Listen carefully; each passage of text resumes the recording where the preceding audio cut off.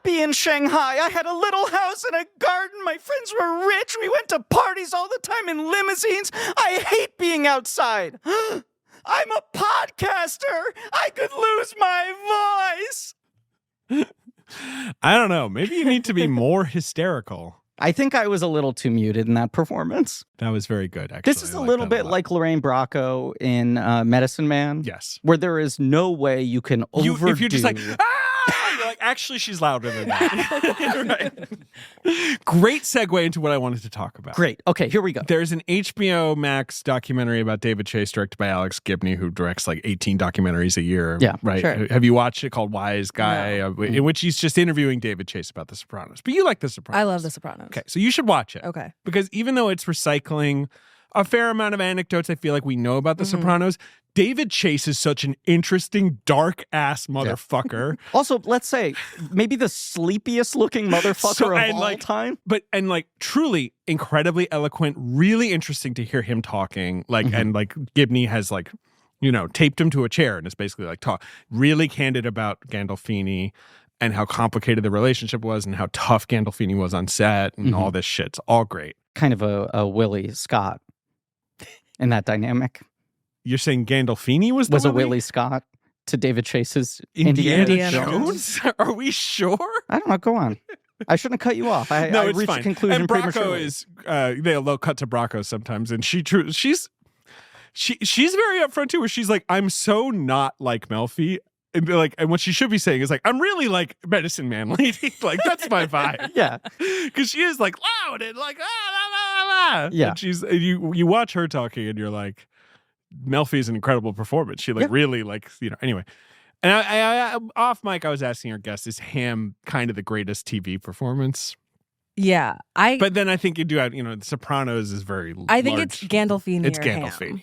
Yeah. Or I think you can make the argument for John Hamm. I was Every thinking time I literally rewatch Mad Men. Literally earlier today, I think I saw a post about Mad Men, and I was like, "That's the Great American Novel." It is. It is. It kind of is. It's the best. And obviously, it's a seed that sprouted from The Sopranos, right? Yeah. Weiner worked on Sopranos and all that. But yeah, you got to watch Wise Guy and text me about it. I've still not finished Sopranos. Well, you made it. How far did you get? I was barreling through the first 3 seasons. You made it to the point where I do think a lot of people are like, I'm a little overwhelmed. I need a break. And is then that it's when hard to go Ralphie back. shows up? And Ralphie it's shows up yeah. in season 3. Yeah. Season 3 is the really nasty. It's a great season, but it's where Chase feels like he's kind of like, I feel like you motherfuckers don't get that these are bad people. Well, but this is the other part of it, is that I don't love mob shit. Right. And season 3 is when it starts to become clear that it's the there's a lot of therapy mob stuff politics, right? is kind of subsiding. Right. That stops being the superstructure of the show. That whole part sort of fade away. It does, and they're like, how do we keep Melfi in this show? I felt very disappointed by that. Yeah. But it much like real therapy, right? It's like a couple years in, you are you're often having kind of the same conversations, and there's only so much more dramatic. Speak for yourself. I got huge shit happening in therapy these days. Good. That's good. I'm very happy. Yeah, we got new showrunners came in and really have a new take on how to do it. Man, David Chase, though, he's a scary dude. If I had to work for him, I would be so scared to work for that scary motherfucking guy. I don't know. But scary in a very specific way. In a sleepy way. In a very sleepy way. But he feels like the kind of dad you would never satisfy if you worked for him, where you'd be like, what about this? And he'd be like, no. And you're like, okay. And he's like, I wrote this. And you're like, well, that's incredible. Yeah. Are Vince Gilligan and Matt Weiner both from Sopranos? No, I think Gilligan is from the X-Files. Oh, yeah. okay. That's where that's the tree I knew he he was sprouted from somewhere. Yes, but. he was an X-Files alum. No, I feel like Chase's big alums are Terrence Winter, who did Boardwalk Empire and stuff, and Vinyl, right? Mm-hmm. And now Tulsa King. Yep. And Matt Weiner, of course. Robin Green and Mitchell Burgess went on to create Blue Bloods, which has gone on. Is still on the air? Right? I think just ended. Okay. Was Tom Selleck the police commissioner for 14 seasons? How many mayors did he serve under? I think how much time passed? I think he's retired at a certain point. Because the dynasty was Len Carew was at the top of the... Len Carew is the retired former... How do you guys know this about Blue Excuse Blood? me, I was on 2 episodes of my Blue gosh, Bloods. congrats. As Detective Donnie didn't like Sam him. Wonderboy Johnson. Donnie did not like me. The first time he said, why we hired this guy, we could have cast anyone. And the second time he said, why'd we bring this guy back? Are you playing Both the same in front guy? of me. Are you playing the same guy both times? Yeah. Or is it like a Law and Order thing? Where No, sometimes, I was playing. It was a recurring character. possible recurring. Right. That did not recur. And Donnie Right. said, And he literally no. walked on set and went, we brought this guy back? Damn. Did not like me. Because Did not like the cut of my joke. I love when a show like that runs so long and Yeah. you're like, yeah, I get the premise is right. Carrey's the retired commissioner. Tom Selleck is the commissioner. Donnie Wahlberg is the son who's like a cop or whatever. Well, there's three. right. It was ingenious. Will Estes. Is someone in it? also like the DA? Is Yes, there like Yeah, a that's Bridget Moynihan? Bridget Moynihan. Yeah. And then, by the way, this is Blank Check with Griffin and David. Oh, I'm Griffin. I'm David. It's a podcast about filmographies, directors of a massive success early on in their Steven careers. Spielberg Given gives a shit. Blank checks. I'm sorry. So we can have our crazy passion projects they want. Sometimes those check clear and sometimes they bounce. Baby, we're doing a mini-series on the films of Steven Spielberg. It's called Podrasic Cast. Today we're talking about Indiana Jones and the Temple of Doom. It's called what? Podrasic Cast. Okay. Who's our guest? Podrasic Who's Cast. our wonderful, wonderful guest Our in guest from out today, of town. returning to the show, in from out of town, Hello. the incredible Olivia Craighead. Hi, guys. And Hey, Liv. pin in the conversation. We're getting back to the Blue Bloods conversation in a second. Okay. Sure. Someone recently brought to my attention, has iconography been pulled from the internet? Oh, has it? I don't know. They didn't tell me. I saw Don't think they told I. there was a either. flare in the sky recently. Oh. I well- downloaded all the episodes Well, I'm glad permanently someone like a did. year ago. I I will was like, I say- gotta worry. I have a feeling, a I fear. will say, ultimately, that might be for the best because we were talking a lot, very candidly. Yep. But I on can't think that of show. one example of how that would possibly I come don't- back to bite It would, either it would of you really, in the ass. it would really hurt my career. That's I the think. problem. I was talking some shit about famous people, and I it would might be get back doing to you a them. mitzvah Yeah. if she allowed the show to be taken down. Last time you joined the Five Timers Club, Liv. Yes. This time it's just your sixth episode. This time so I'm whatever. just chilling. Yeah, This you're is- just chilling. Look, dare I say it? This is, in a lot of ways, you're welcome to Mooseport. Because there was a notion last time, do you have to retire? Yeah. You did, your fifth episode was Steve Jobs, One of my favorite movies of all Right. time. And now Danny Boyle. we're here to just chat about kind of a movie. But also in that episode, you revealed that you had left us a burger report Oh, yeah. that was played I- on mic yeah. about Danny Boyle Yeah. So it is kind of like, before we knew you. yeah, it was kind of like I made a half-court shot. Yeah. Right. And now, like, what, 2 And years It was later, a I'm full just kind of circle like, moment. How is it ever strolling going to get back. better than Right. this? You're Now back you're and you're just going to like be like 12 and 8. It's Mooseport. You know, like We're going to try our best. 22 minutes. Blue Bloods, the brilliance of the show, Len Cariou retired, Yeah. right? Mhm. Tom Selleck, commissioner. Mm-hmm. And then the three kids were like beat cop, detective, and DA. Lawyer, sure. So it's sort of like a Law and Order style show with like upper A city hall family. politics. So there was and, right, a always like family. family dinner table, weekly you see- family dinner where everyone comes I feel around. like but- the key art was always dinner table. Right. But then the show could always be like there are 2 cases every week and they can be Right. distributed Yeah, across okay. any of the characters. Right. Different viewpoints. But there could also be some soapy drama. Yes. But like, Kind of a good idea You for know, a show. It's yeah, a well, brilliant no idea. wonder it ran for fucking a zillion It's, years. it's like a perfect idea Yeah. for a TV show. And like, you know, like Jack Ryan, right? You check in with like The what Shadow Recruit? You're talking about the Shadow Recruit? Right. Like what happened later with Jack Ryan? Like On the the show. books. No, Oh, the in the books books, that yeah. like never got turned into movies. And Yeah. you're like, yeah, he becomes the president. Right. America goes to war with China. Like all kinds of insane shit happens because he had to just keep writing stuff. Yeah.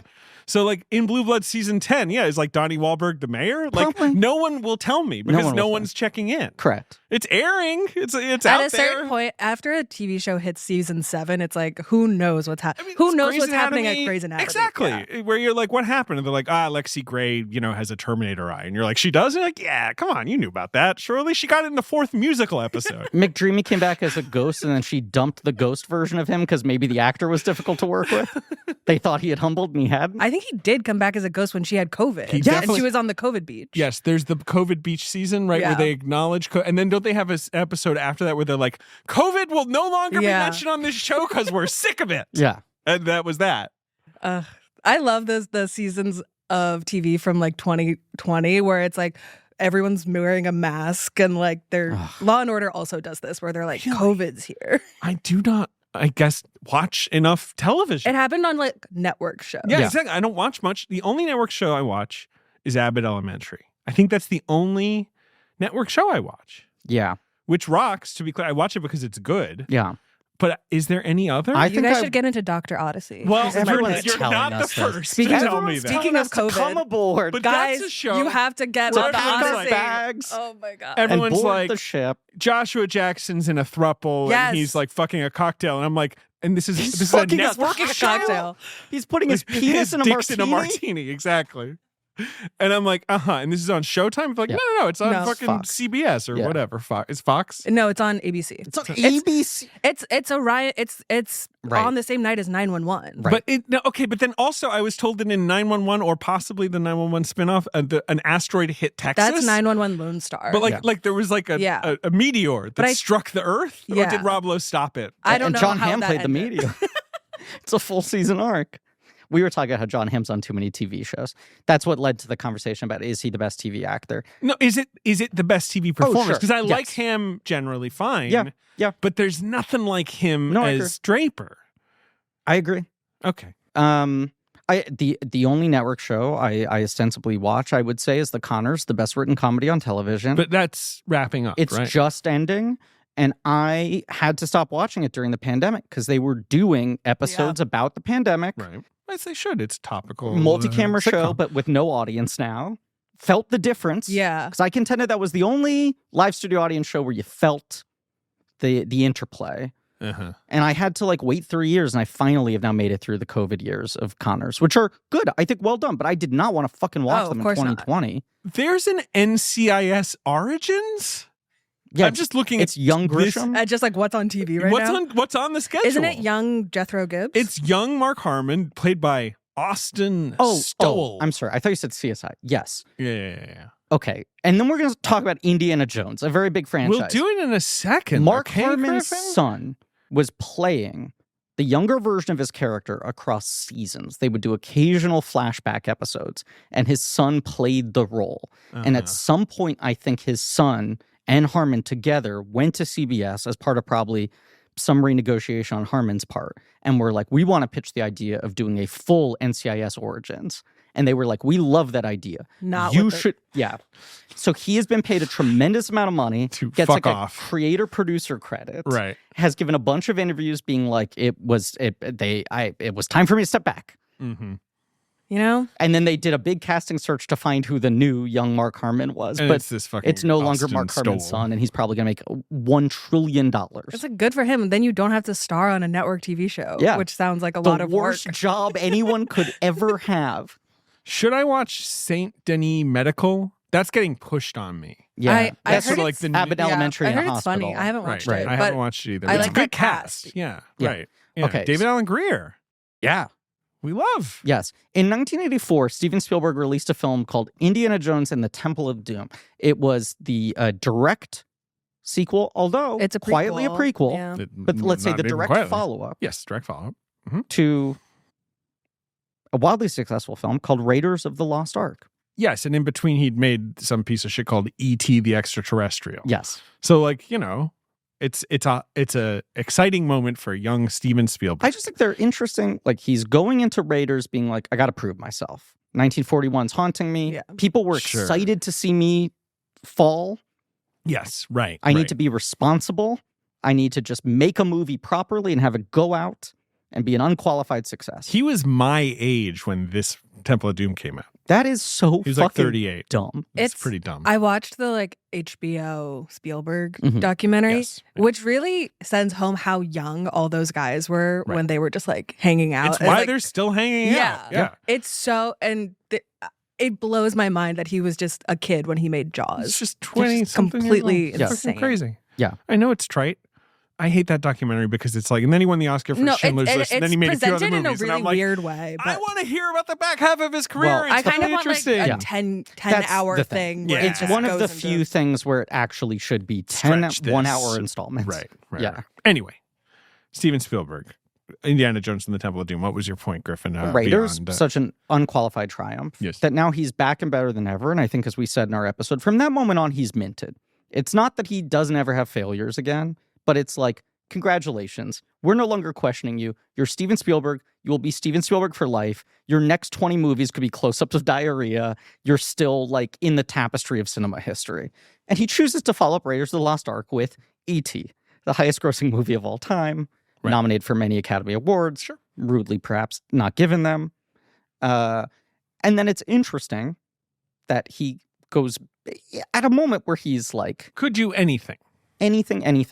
Yeah. There was obviously this outstanding handshake agreement, part of the original deal to do Raiders, a thing that he needed at that moment in his career in 1980, but does not need in the same way now. But I think you're also starting to, at this moment, see the early stages of the bifurcation of Spielberg. Because another thing that happens in between the two Indiana Jones is Twilight Zone, the movie. Sure. Which I do think starts to affect his headspace. Yeah, sure. Right? It's just like the stakes of this are different. What am I agreeing to do? What am I doing with my power in my career? Right? The responsibility of things. And then the second thing is like fucking Amblin's starting. Yeah, well, yeah, that's right. Right? So we'll like talk about it, but that was Poltergeist comes out the same year as E.T. Gremlins comes out within weeks of Temple of Doom. Yep. The two PG-13 movies. Right. You know, like the two movies that prompted the creation of PG-13. Back to the Future is the year after this. Like there's a shift you see from this movie on where he's trying to like move past, can I get over just being awe and wonder Spielberg? That I already feel in this movie he's maybe trying to work past. Yeah. This movie is scary and like kind of upsetting to watch. I find this movie upsetting to watch at times. Olivia, what is your lifelong history with Dr. Henry Jones Jr.? Dr. Henry Jones Jr., Indiana, as you might call him. They call it Indiana, but yeah. Definitely owned, like my family definitely owned the box set of all three. And I think Raiders is obviously the one we watched the most, followed by Last Crusade, because we also owned A League of Extraordinary Gentlemen on VHS, and so I liked Sean Connery. Now that's a VHS I hope you held on to. Because Pan and Scan is how you want to experience that. Yeah, exactly. A lot of huge information here. I'm pinning LXG for later. My question is, when you're watching Last Crusade, are you going, oh my God, it's the guy from Literally, LXG? yeah. Okay. Quartermain's here. Cool. Yes. And then Temple of Doom was scary, and my mom was always like, this is the movie that made PG-13, so it's like we gotta pump it the brakes for like these two children. But I imagine for you, the type of person you are, that like sticks in your craw immediately. Obviously that is like the trivia that is just like burrowed into my brain. But also that you're like, what is it about that movie? And I think I remember my mom being like, a guy gets his heart ripped out in this movie. And I was like, that is scary.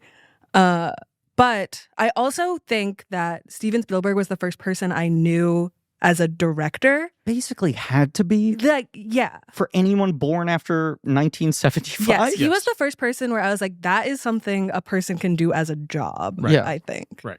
You wear... Because I was aware of Indiana Jones. And then I think as like a 10-year-old, I was vaguely aware of like Schindler's List. It was like absolutely sort of just in the air. And I was like, those are the same name. That's weird. But we were talking in our Raiders episode with Brian Michael Bendis, who was of an age to be growing up as these films were coming out. In theaters, yes. Right? He is a child, but these movies are being presented to him. Steven Spielberg is emerging in his lifetime.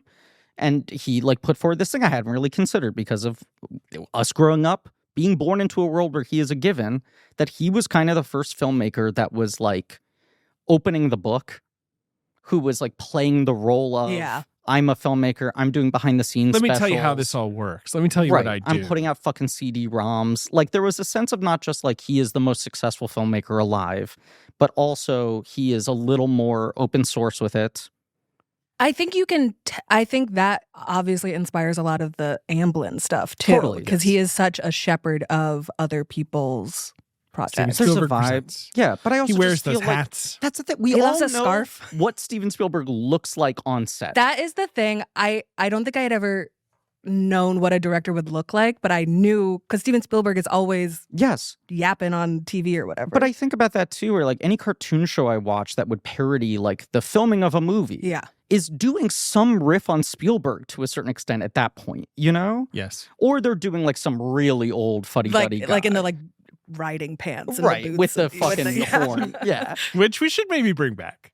But I do think there's that kind of like, you know, glasses, beard, hat, sort of doing the With the framing hands. with the fingers kind of thing. Like he was messaged to people as like, this is a director, this is what they do, this is what their job is. You could parody the way someone gives direction. Yeah.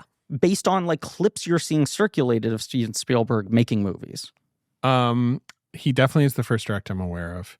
I think of him wearing hats. Yeah. He wears like a hat with a battleship's name on it. Yeah. And you're like, is he the captain of the battleship? It's like, no, he just wears hats. He kind of really looked cool in the does. 70s and 80s. He's cool. He- I mean, He is a huge nerd. yeah, he's like the dorky, biggest nerd alive. Right, But he looked cool. He was dressing well. And also, this is kind of a tangent. Gabriel LaBelle really looks like him. It's kind of I was watching the like early Spielberg parts of the documentary and I was like, that does look like Gabriel But I LaBelle. think I think Gabriel LaBelle's very good. Golden Yes. Globe nominee. Yes, this is what I was going to say. I don't think he looks like Lorne Michaels, and yet No. there are moments in Saturday Night, a risable movie, that I'm like, God, he looks so much like Lorne Michaels. I do think he's good at figuring out how to Yeah. lock into some like cellular conjuring of people. I think he's such a fantastic actor, and Yeah, I agree. don't know I'm a big what fan. is really gonna I don't know. send him to the moon. Well, Yes. who's the next young guy in the 70s that he can play? Like, come on, give me another name. Richard Nixon. No. He's just doing Secret Honor. I do think that it should have been The Fabelmans. People, my big No, take I on The agree. Fabelmans He's is that incredible. the poster ruins that movie. I think the poster and Poster was a trailer. problem. Yeah, because the poster it makes made it look like, oh, this is about movies, and it's like cheesy schlock. this is actually that's not what this movie is really. No, it's about being fucked up when, It's about when being- Seth Rogen cucks your whole goddamn family. And who amongst us can't relate to that? No, I was talking to someone about Gabriel LaBelle and being like, he's one away from Chadwick Boseman territory. Like he can't Right. do Oh, another don't- playing an yeah. iconic person at a young age thing. No, but come on. He should play Paul Simon next because he's short. He can't do that. I think he should. I think he's gotta do that. I think that would be awesome. What's the if you exact did- danger? Oh my God. The most like self-important cocksucking movie about Paul Simon like breaking the apartheid embargo and going to South Africa to make That is Graceland. not when we would. I know do this is what I'm something. saying. I'm trying to think of the worst movie Okay. possible. Where it's like few dared to go like hang out with Lady Smith, Black. They should do a Mambazo. movie that's about Paul Simon and Carrie Fisher being married. Yeah, that Sounds like a fun time.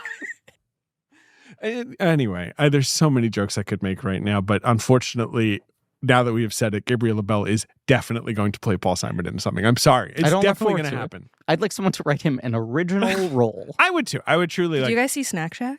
I've heard wonderful things What about the him. hell?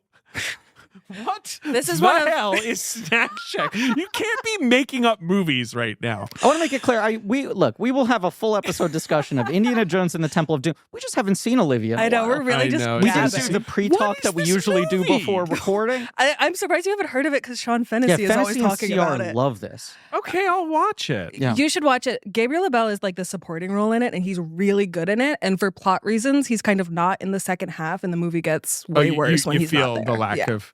But I he's was like, just- I'm trying to think what the equivalent is. He's not the booger, but he's like the finessey, fast talking Yeah. best friend. Yeah, there's like the anxious main protagonist, Right. and then there's like his cool, suave Look, Right. friend. I've been a little out in the movie Sure.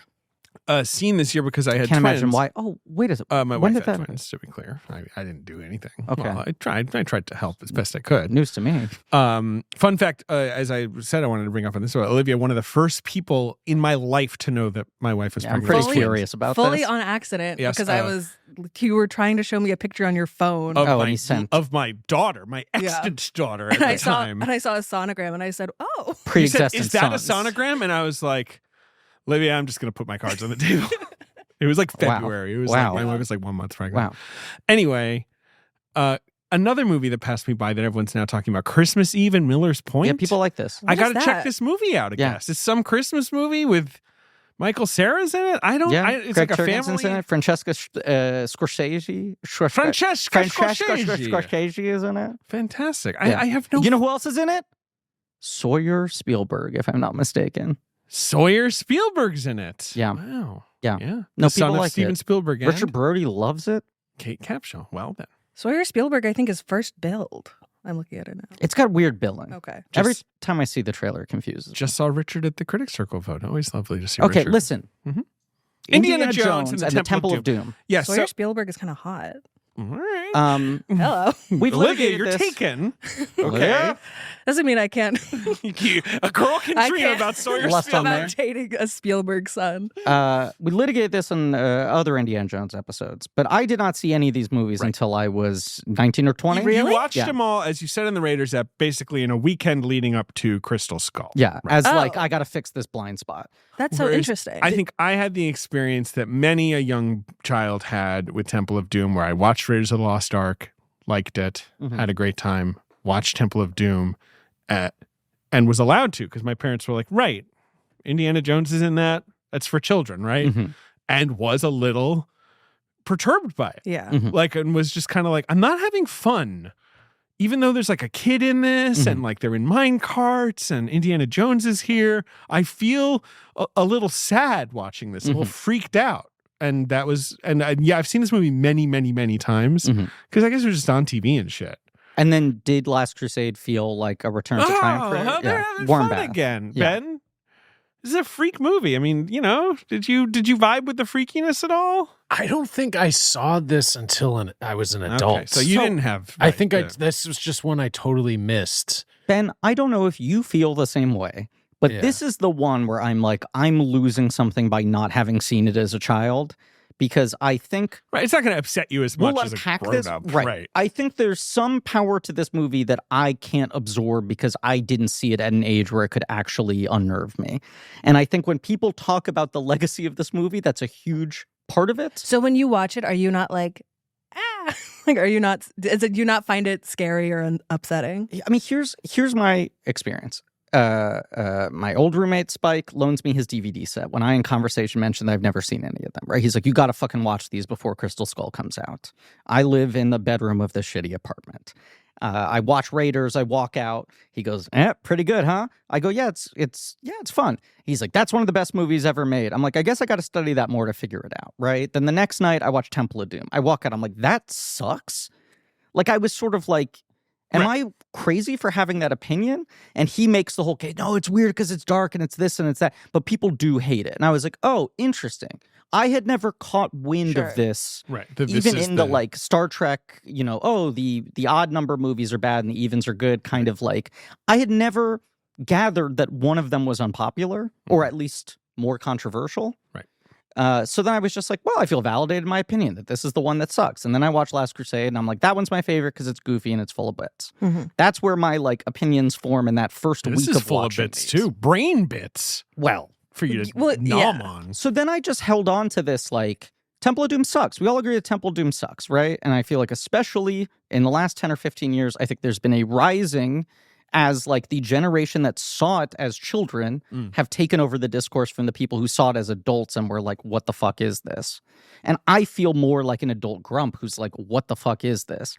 It is the one I rewatch the most Interesting. because I so badly want to lock into it. And there are a couple key It's a flawed blocks movie. I I have don't- with it. I don't know that it's a movie that anyone can really lock into. I know there are some people Yes. who really like it. I feel like there are a few people who out here who are like, that is my favorite Indiana Jones movie, Yeah. which is It's a take. certainly a take. It's not one I have, No. but I do know that some people like it. But I think it's a movie that kind of doesn't want you to lock into it. So here's my thing. I tend to love movies like that Mhm. to a degree where our listeners think that I am just a contrarian asshole, right? But there is something that really activates me in a sequel that feels like it's biting the hands of the people asking for it. Where any sort of like left-handed, we're zagging against our expectations, we're going darker, we're going weirder, we're withholding the thing you liked the most movies. I tend to always lean in, even if I think they don't work. There is like the Joker Folie à Deux effect where I'm like, but what this movie's trying to do is really interesting to me. That's the part of me that's surprised that I have such a struggle with this because I am usually such an easy lay for just the weird sort of like contrarian swing of an experimental sequel in any way.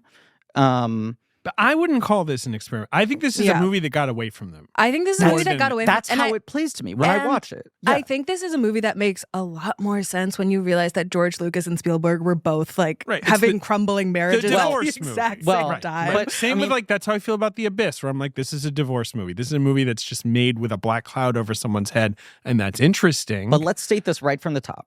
This is like the nadir of George Lucas's like personal life dissolving, right? This is like Marsha Lucas left him for the stained glass person or whatever. Deep in the midst, right? Has that come up before? Never. You know, people bring it up all the time on the Reddit, I want to say, right? We've talked about this before, how I freak out at you about that.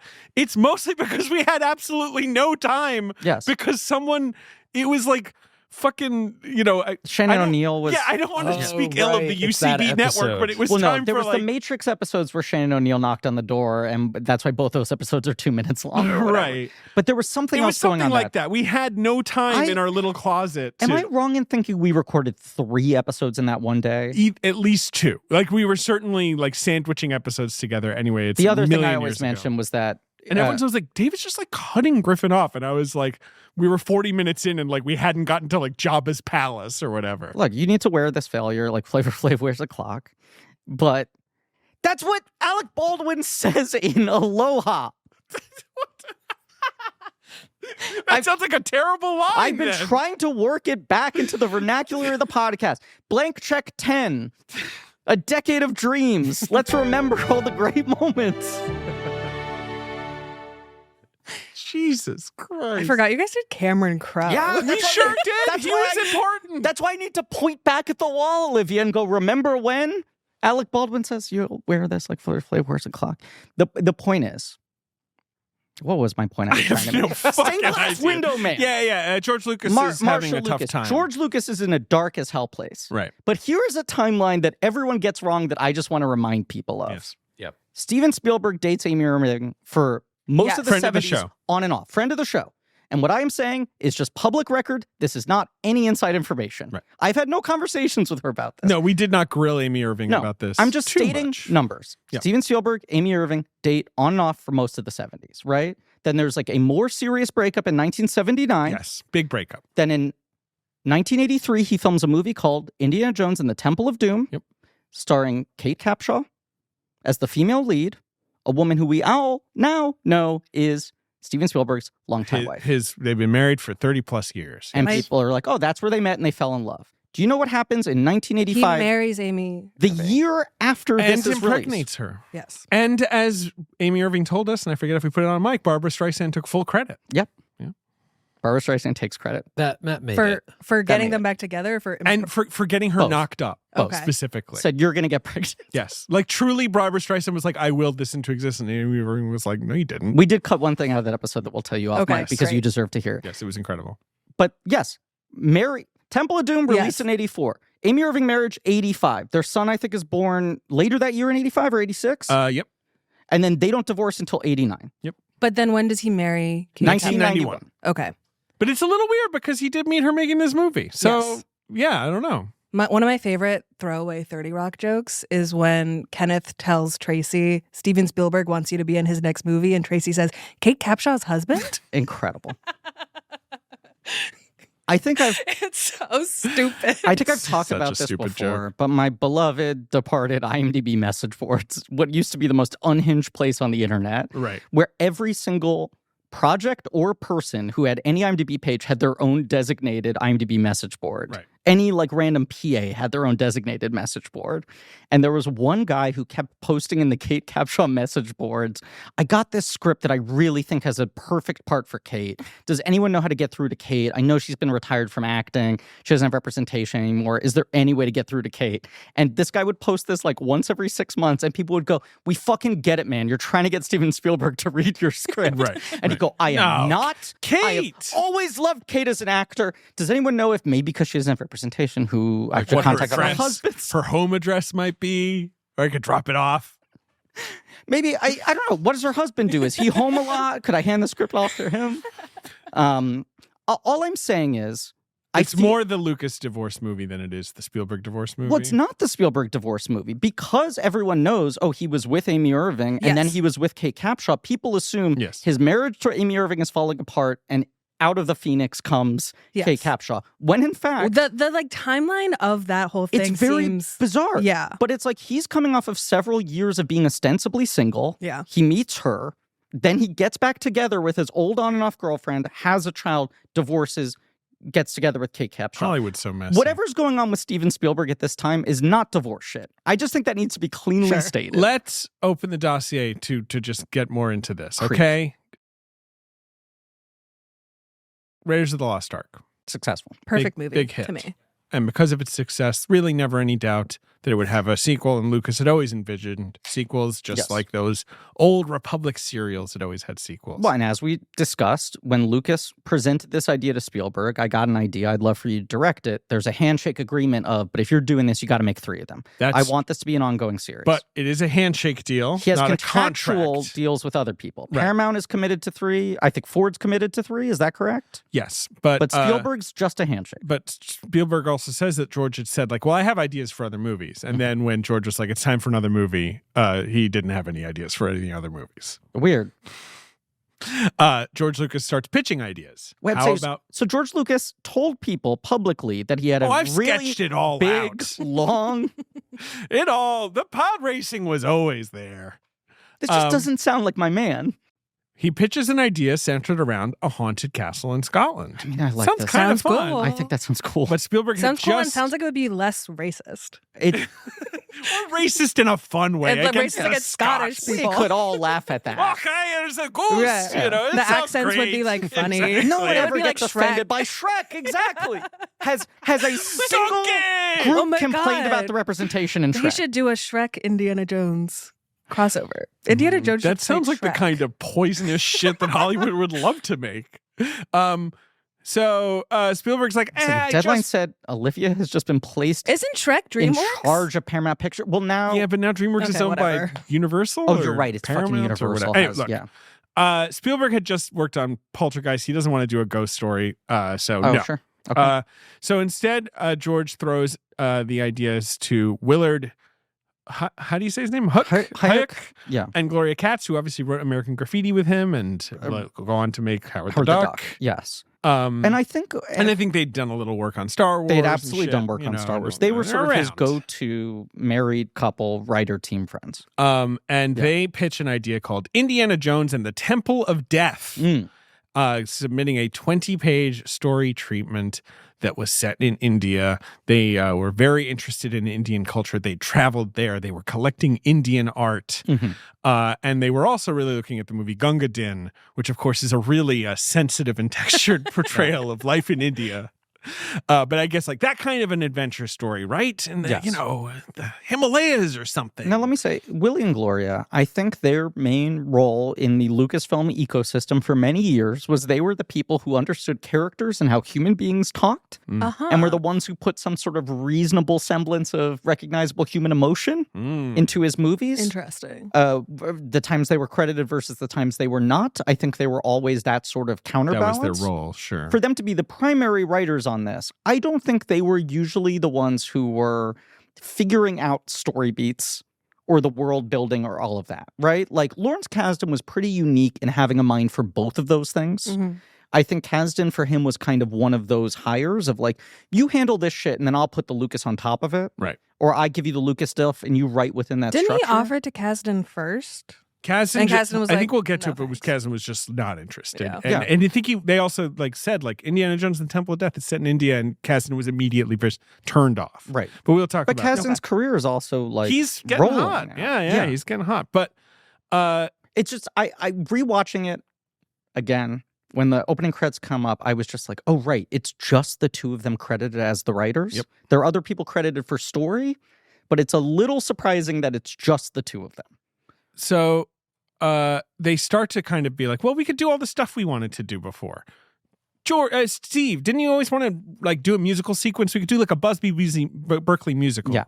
George, didn't you want Indy to like wear a suit and go to a nightclub and kind of be like a sexy guy? Like B. James Bond. Right, we can do that. And like, Yeah. right, Steve, didn't you always want to do a James Bond movie? We can like kind of do a James Bond thing where we start in another mission before Yeah. we start our main mission. It's like right? an appetizer sampler platter of a movie. Yes. When this Yeah. movie starts, which is when all of that stuff happens, Yeah. I'm kind of on board. You're on the board. first like 10 minutes, You're I'm on like, board. the first like 10 minutes, This I'm is the like, this is craziest thing. awesome. The first 20 minutes, I Yeah. would say, or at least 15, I love. And every time I'm like, am I going to 100% lock in? And then it falls off for me. But beyond that, when I look back at it, I'm like, everything I like in the first 15 minutes is not really a good Indiana Jones movie. No, I it just starts like as kind it's of just like well a made. good movie, There's and a I'm good like, musical number and then a great James Bond I sequence. love the musical number. It's I think so it's good. so fun. I think it's so well directed. Yes. I think it's crazy that it took him so long to make a musical. It is crazy. After. He should have made one per decade. Like Yeah. he really should have kept. Yeah, I He mean, clearly wanted or like loves the form He and loves like is good at it.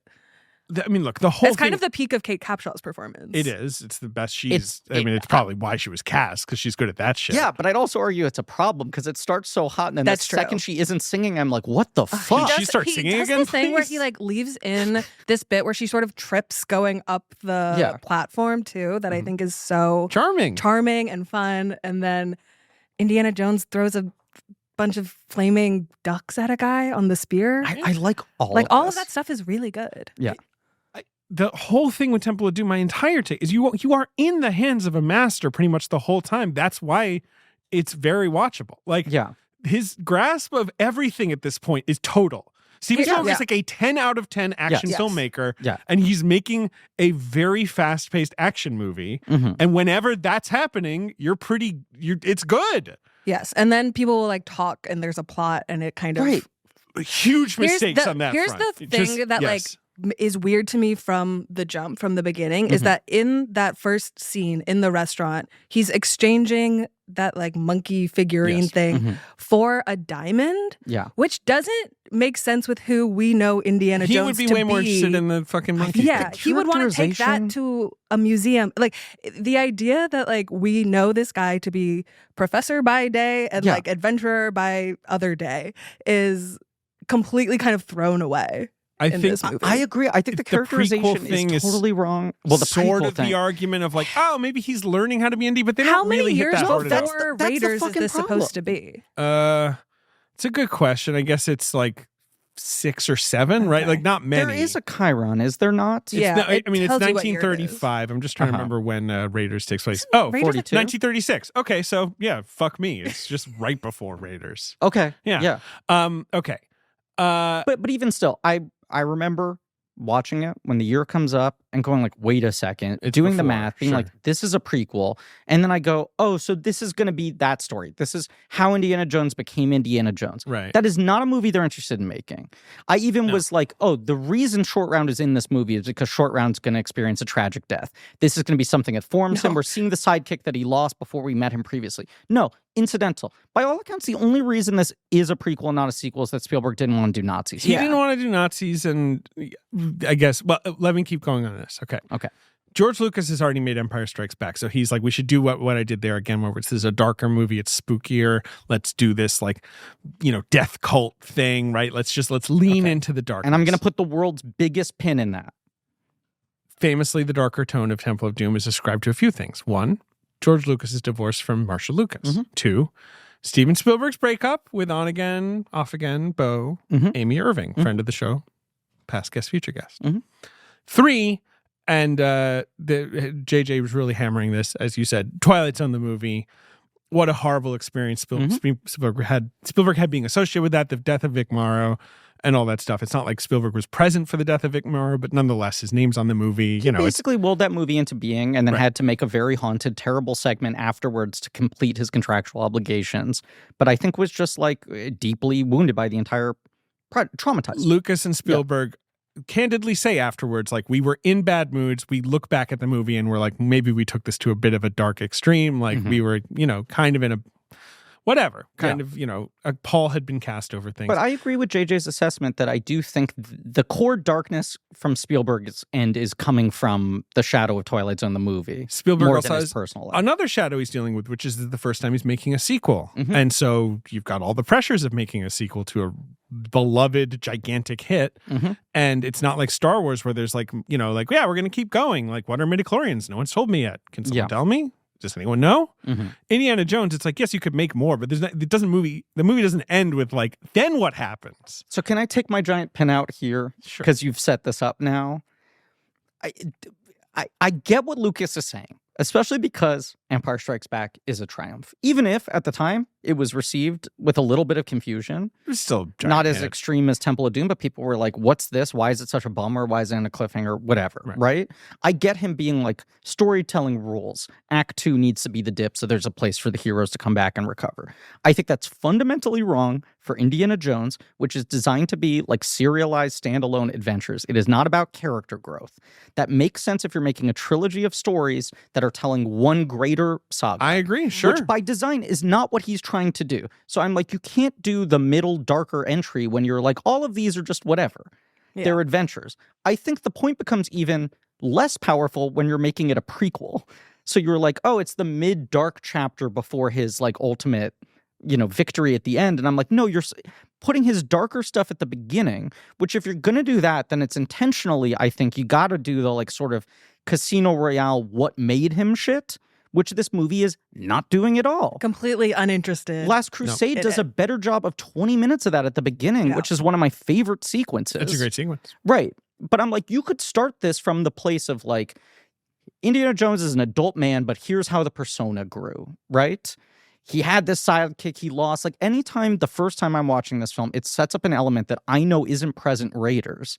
I'm like, there's going to be some narrative beat to explain what changed him. No, there's no payoff from the fact that it's a prequel. It gains nothing it's from it. complete. You could say from that the it was relationships he makes. I think it's truly avoiding two things. I think they were like, A, don't want to make another Nazi movie, and B, doing another movie after Raiders with a different female lead will piss people off because they like Marion, and we don't want to make a movie of him in a serious relationship, so set it earlier. Which doesn't help them, because now we're going to sit here going, who the fuck is this, and why isn't she Marion? Remember how we all liked Marion? Love that like cool woman who does Flinty, things? Who chip liked off the old being in block. Indiana Jones movies? Who wasn't like, stop the movie? Kate Capshaw made a movie called A Little Sex. Oh boy! Wait a second. I'm interested. You told me this movie has A little just a sex? little. Okay. Why stop there? That's better than nothing. That's true. A Bruce Paltrow movie, of course. Okay. And was not interested in making a franchise, sequel movie or whatever. But then she auditioned and she met this Steven Spielberg guy. I was kind of charmed by him. Anyway, they ended up getting married and all that shit.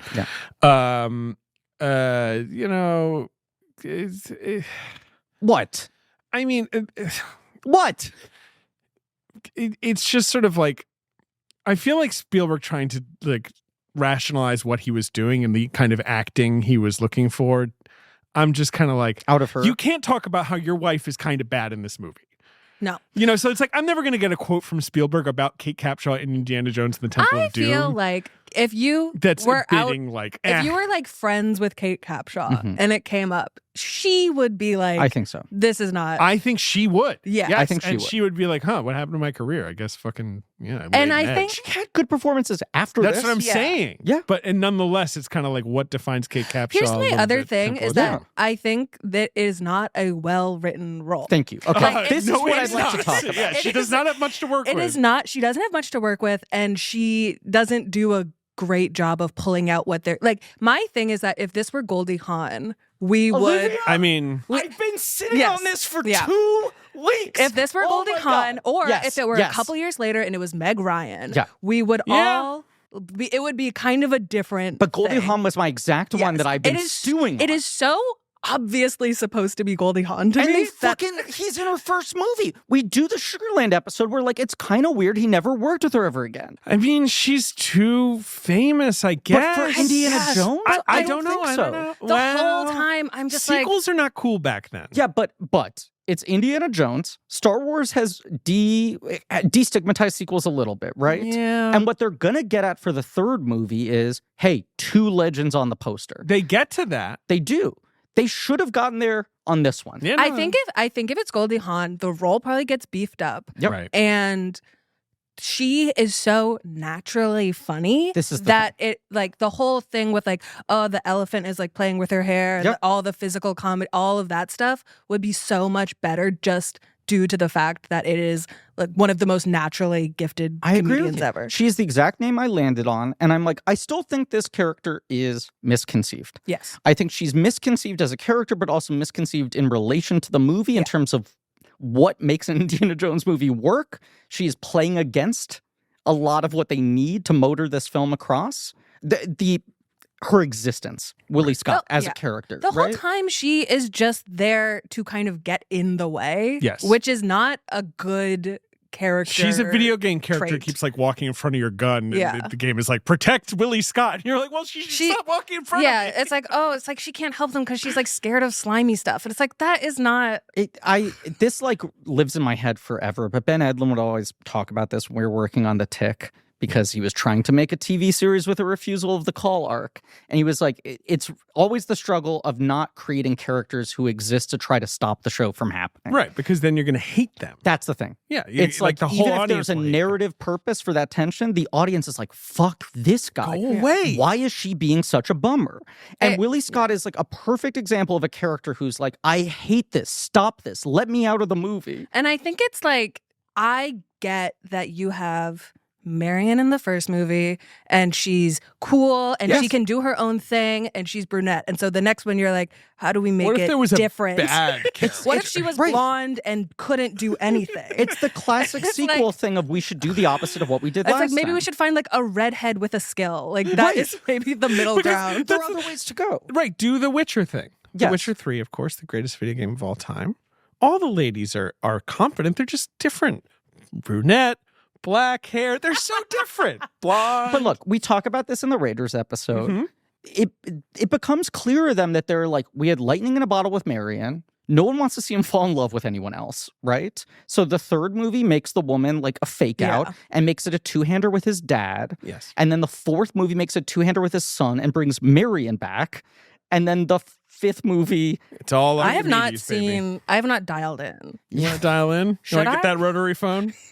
that's why you're the best, Olivia, because you like to turn the titles into verbs. the way we Do you agree, post-conclave, because this was a Olivia thing, Yeah. that Tucci has the touch Um, again? touch is back. Okay, I'm glad we're talking about this. Yeah. I do think that Conclave brought the Tucci touch back. It was Yeah. the first time in a while I it was the felt first time it in a while where brushing I was against like, my shoulder. I was like, hello. Who's Yeah. touching me? Yeah. Tucci? I hope It's a that- tickle. It's a yes. tickle of the two. I hope moving forward that he feels that. I'm concerned because he's not getting a lot of like awards He's recognition. not getting like noms. But can I say this? I think that might be a good thing. Sure, get him get thirsty him again. hungry for it? Right. I think if there is Unless he wants a James Beard Award for making spaghetti all the time, all sexy. well, he does clearly want one of those. I think he does. Rolling yeah. up the sleeves, getting his hands all floury. I think there is an understandable impulse to overpraise and laud him Fair. for giving us a little bit of the magic Right. back. And I was like, is he gonna fucking like have too good of an Oscar season where then he's happy just Right. being at this level? Yeah. Which I'm like, Conclave's not your best work, my man, but you're getting back in the spirit But of he things. really has like Yeah, he's doing what you like. And He I'm like, used to give us one of those a year. totally. And now it's like the first in kind of 3 or 4. Right. And I want to make him work a little harder to win his eventual Oscar. Yeah, exactly. He does need one. He does. He should have won for Spotlight. yes. I mean, he's incredible in Spotlight. one of the great movies. He's incredible in, I mean, I don't know. It's a good question. What do I give? Do I give Tucci a win? Julia, he's amazing. I was going back through my records and I'm like, in retrospect, I give Tucci the win for the Spotlight year, a year where on mic, I, of course, gave supporting actor to Michael Shannon for The Night Before. That's crazy. He is so good in Spotlight. He's also incredible in The Devil Wears Prada. Yeah. He's Devil Wears really Prada good is in kind that. of win his that best. year as well. Well, And yeah, that's the I'd have true to go back supporting to- character. Yes. When is this episode coming out? That's just such a good question. March, Yeah, and it's the April? kind of question that I can Okay. answer by opening the spreadsheet. I which think takes me probably 1 by the second. time- March 2nd. By the time this comes out, there will have been a ton of category fraud at the Oscars, which usually I'm not upset about, but this year You're basically it's pissing saying me Kieran off. Culkin will have won an Oscar. Is I that think what you're Kieran saying? Culkin will have won an Oscar. I think it's crazy that Zoe Saldana is being pitched as a supporting actress when she is the lead of that movie. She is. That movie didn't work for me. I sort of know what they're saying with like, no, Emilia Perez is the main character. Which is certainly the title. She's and the title, she's but the it's title. And yes, Zoe Saldana is all over the movie, but she's kind of the narrator. Zoe Saldana is the best performance like, yes, in that movie. she's really good at Because it. she's the only thing where I'm like, because me watching that movie, I'm like, what the fuck is going on here, guys? And she's the only one who's really kind good impression of you watching that movie. You just transported to a different place. she's kind of making me buy it sometimes. Yeah, right? I still haven't watched it. Oh, yeah. you need to watch it. Yeah. But here's the thing I think back on. I'm like, you pull up the 1995 Academy Award nominations, and you're like, Morgan Freeman for Best Actor? We used to be a proper country. The bullshit they'd be pulling today to go like, oh, Shawshank is one lead, one supporting. They would pull that It bullshit. is. So Yeah. I just am And like, you're like, that man ended up where he belonged. A deserved nomination. No category fraud. What were you going to say? I just think the Academy needs to open their third eye and realize that sometimes a movie is about two men and they can both be the lead. Impossible. Or perhaps even two women. Well, that's crazy. Well, that's that kind my- of, I know, that kind that's- of that that's kind of pushing it too sick far. sexual nonsense doesn't happen in our Hollywood movies. Two women, Emilia Perez and lawyer. I forget her name.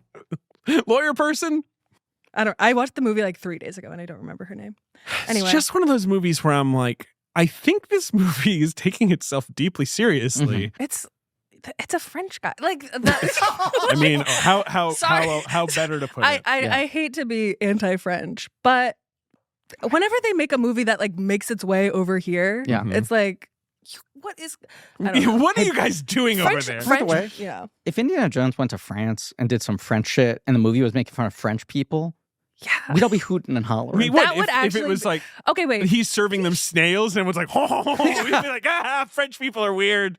Fuck this. Movie would have aged perfectly. Okay, Capshaw's going like, Yeah. frog's legs. Yeah. Oh, my God. That's good. If Catherine Deneuve is playing Willie Scott, And there's so much old shit in France. yeah.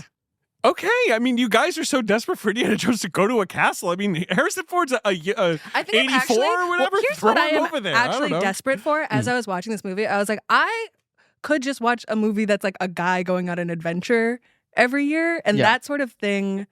We don't get enough of it. Yeah, Yeah. Mhm. I mean, Yeah. Like, obviously, obviously, there's like James Bond. yeah, I but that guess, doesn't count but it's not the same because thing. James Bond now, it's like he's haunted by trauma and Mhm. women, Yeah, and like I he want- has to wear the right watch and drive a Yeah. Jaguar. Or I am not whatever. like You're anti-franchise, but I want a new one. I want like a new character. Well, or I to just want exist. the Brendan Fraser Mummy, where they're just like, we're kind of doing Indiana Jones, and Yeah. we mix it with a couple other things and enjoy. And I'm like, I will. Thank Yeah. you very much. But Like, isn't the other problem here that like these movies need to justify? They won't make these movies unless they think they can be billion-dollar movies, which means they need to cost $300 million, which means they need to be 10 things. this is part of the problem, but it's like, why? Like, okay, there's that tweet about how like there's the Marvel movies that are fun to take drugs and watch, and then there's the baseball cap ones, right? The Which- baseball cap? Yeah, ones? like where, and it's just a picture of Chris Evans in a baseball cap where you're like, why is like half this movie just like people in clothes? Like, isn't this supposed to be about superheroes? Are those You know, are those the ones where they're like, this is the parallax view? yeah, yeah, exactly. With like, it's kind of inspired by a 70s conspiracy It's thriller. I'm like, it looks like secretly- a fucking Epson commercial, but Right. okay. And like that's like, why is the Tom Cruise Mummy? It's like it's like about a guy in pants and a Right. shirt. Right. Like, why is it not about, why didn't you look at the Brendan Fraser Mummy and go like, yeah, people like Well, throwbacks yes, and yes. whatever. Look, I'm sure the Mummy Returns once again has been announced by the time, right? Like that's in the works. I keep hearing things. Yeah, come on. It feels obvious, but no, the Willie Scott conversation, right? I agree. It's like the idea is wrong for what kind of, how do we make this different from Marion? It works against the movie. In trying to solve it in my mind, I was like, the only way this works is if it's like Goldie Hawn is the only name that comes to mind who could have done this, but someone who has a pre-existing comedic persona. What about Shelley Long? I think that would maybe work. Yeah, I think it could maybe work. I'm trying to think about people at that moment. Well, here's my argument, okay? Like Shelley Long, I think, could have performed it well, but would still struggle to overcome some of the The characterization. right. What about Dana Wheeler Nicholson, Fletch? Oh yeah, I like that, My point is, but I'm biased. this being post Private Benjamin, right? If the poster is, hey, it's Indiana Jones and Goldie Hawn's holding up like a broken high heel, and she's got like a sideways smirk, the audience goes, I get it. I know what I'm paying to see. I know what this is. I can play it out in my mind. Here's the funny scenario, right? Goldie probably plays it as well as anyone could, and also probably has enough clout to be able to like push back and make like story contributions, whatever, which Shelley Long would not have, but also just puts the audience at ease of, I get it, it's a Goldie Hawn type. That's the version of it that probably works the best. Sure. But you're talking about something that my guess is Goldie Hawn's off making Swing Shift, and she's like, no, I am Goldie Hawn, the entire brand, and I will not be some lady who's hanging out with Indiana Jones. But it kind of has to be someone who is as iconic as Harrison Ford. They got Kate Capshaw. What do you think of it? And then she got a beautiful long marriage out of it. Right, 7 years later. That. Now, here's the other thing, as you said, that like and apparently Spielberg, one of their kids is fucking. It's hot. Olivia's about to dump. I don't want to dox your boyfriend, but he's out of here. Spielberg seems loath to say anything critical about her performance in the press, which I get. Yeah. Of course. But I would be, here's the thing. If I'm Kate Capshaw, I would be like, I can say I'm bad in this movie. Yeah. My husband who directed me in this movie is not allowed to say that I'm bad in this movie. But there's this other aspect to it, which is just, and like Brian was talking about this in our Raiders episode when you watch the behind the scenes of the movie, and he's like, come on, do the scene with the bugs. Come on. And he's like being flirty and like making bargains with her. But they can't be like, this is the movie where we met and fell in love, because it's kind of not. There's that part of it. And even if no lines were crossed on set in 1983, right? It is clear that the two of them have like a flirtation with each other that is getting in the way of perhaps the most disciplined processing of work. Like, I think he is directing her differently than he has directed any other actor he has ever worked with. Well, okay, yes, because the thing about him is that there aren't really like bad performances in Steven Spielberg movies, so that this kind of sticks out. Yeah, as like it's like Justin Chatwin in War of the Worlds, right? It rarely happens. So it's like Julia Roberts and Hook, which is a notorious, like both of them now go like, we were going through our own shit, and that was a bad deal. Yeah. Yeah. What do you think of Julia Roberts and Hook? I mean, I was a child, so I kind of liked what was going on there. I haven't really watched it as an adult, but... Olivia, on set, they called her Tinker Hell. Well, that's just too easy a joke. So they had to make it. I think Julia Roberts in the 90s seems like she had a lot of stuff going on. Yeah, she had so much fucking... It's so crazy how she had so much stuff going on, and then she, like, monastically swore off of stuff. Yeah. Like, you know, she was like, I'm done with stuff going on with She's me. basically been stuff-free for the last 25 years. Well, she'll show up in things, and you're like, hey, it's Julia. And she lives, like, a very chill life. Like, but also, like, you know, she falls in love with a married cinematographer on the set of a movie, breaks up that marriage, the end of her mess. Marries him, has twins. That didn't really constitute stuff. Like, at the time, that was not processed as stuff. Well, she wore that bitchy t-shirt, which is kind of stuff. It was treated a little bit as like, thank God Julia finally found love. Yeah, everyone's just kind of happy for her. I do think there's a rewriting of the Julia narrative where people are like, in 1990, she becomes a movie star and remained a movie star. And it's like, there are 5 years where people were like, shut the fuck up. Where people go to jail. Were so tired of her in the press. They were tired of the movies. They were tired of her whole thing. And then she just like rebounded so hard 97 to 2001. It's one of the great runs. Yeah. Anyway, she's not in this movie. Ke Kwan's in this movie, of course. He was his brother auditioned. Yes. And he tagged along. Kathleen Kennedy was like, I like that kid. Gets him in front of Steven Spielberg. He dresses up, right? Like he was like in a little suit for this meeting. And they were like, Steven's like, please come back looking more casual. Like this is not what we were thinking. Yeah. Comes back as more of a kid. And Steven Spielberg was like, you got the part. I mean, he's really good. So precious. And he's so cute. I also think, here's my other, so not to shit on Kate Capshaw so much, to shit on Willie Scott, actually. Yeah. That's the thing. I want to make it clear. Yeah. Willie Scott's a problem. Yes. And Kate Capshaw is only partially responsible for that. Here's with the three of them. Harrison Ford has so much more chemistry with Ke Huy Quan than he does with Kate Capshaw. And so, like, this is the fucking I want to see just them two for the movie. I think you're right, but here's the thing that's even crazier. It's like Temple of Doom, everyone's like, no one likes that because it added an annoying kid sidekick, and everyone's like, actually, no, Short Round kind of works. The kid's not the problem. Like, and I feel like at the time, maybe there was a little bit of grousing about like, kid sidekick. Yep. Like George Lucas always, these days, everything's so kid-friendly. But Short Round completely works. I think so. It's an incredibly lovely, natural performance. Yep. And like you say, Harrison Ford has genuine chemistry with him. It's just weird that that's not the problem with this movie. Like, I would rather see this movie taking place after Raiders.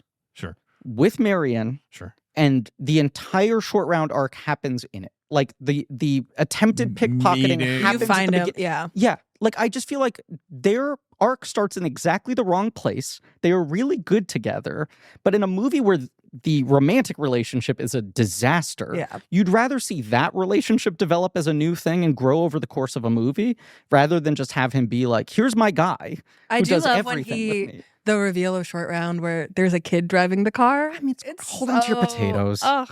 Look, let's also say it is a lot like it is a much nicer experience watching this movie now on the other side of like Ke Kwan's like Yes. ultimate triumph comeback shit.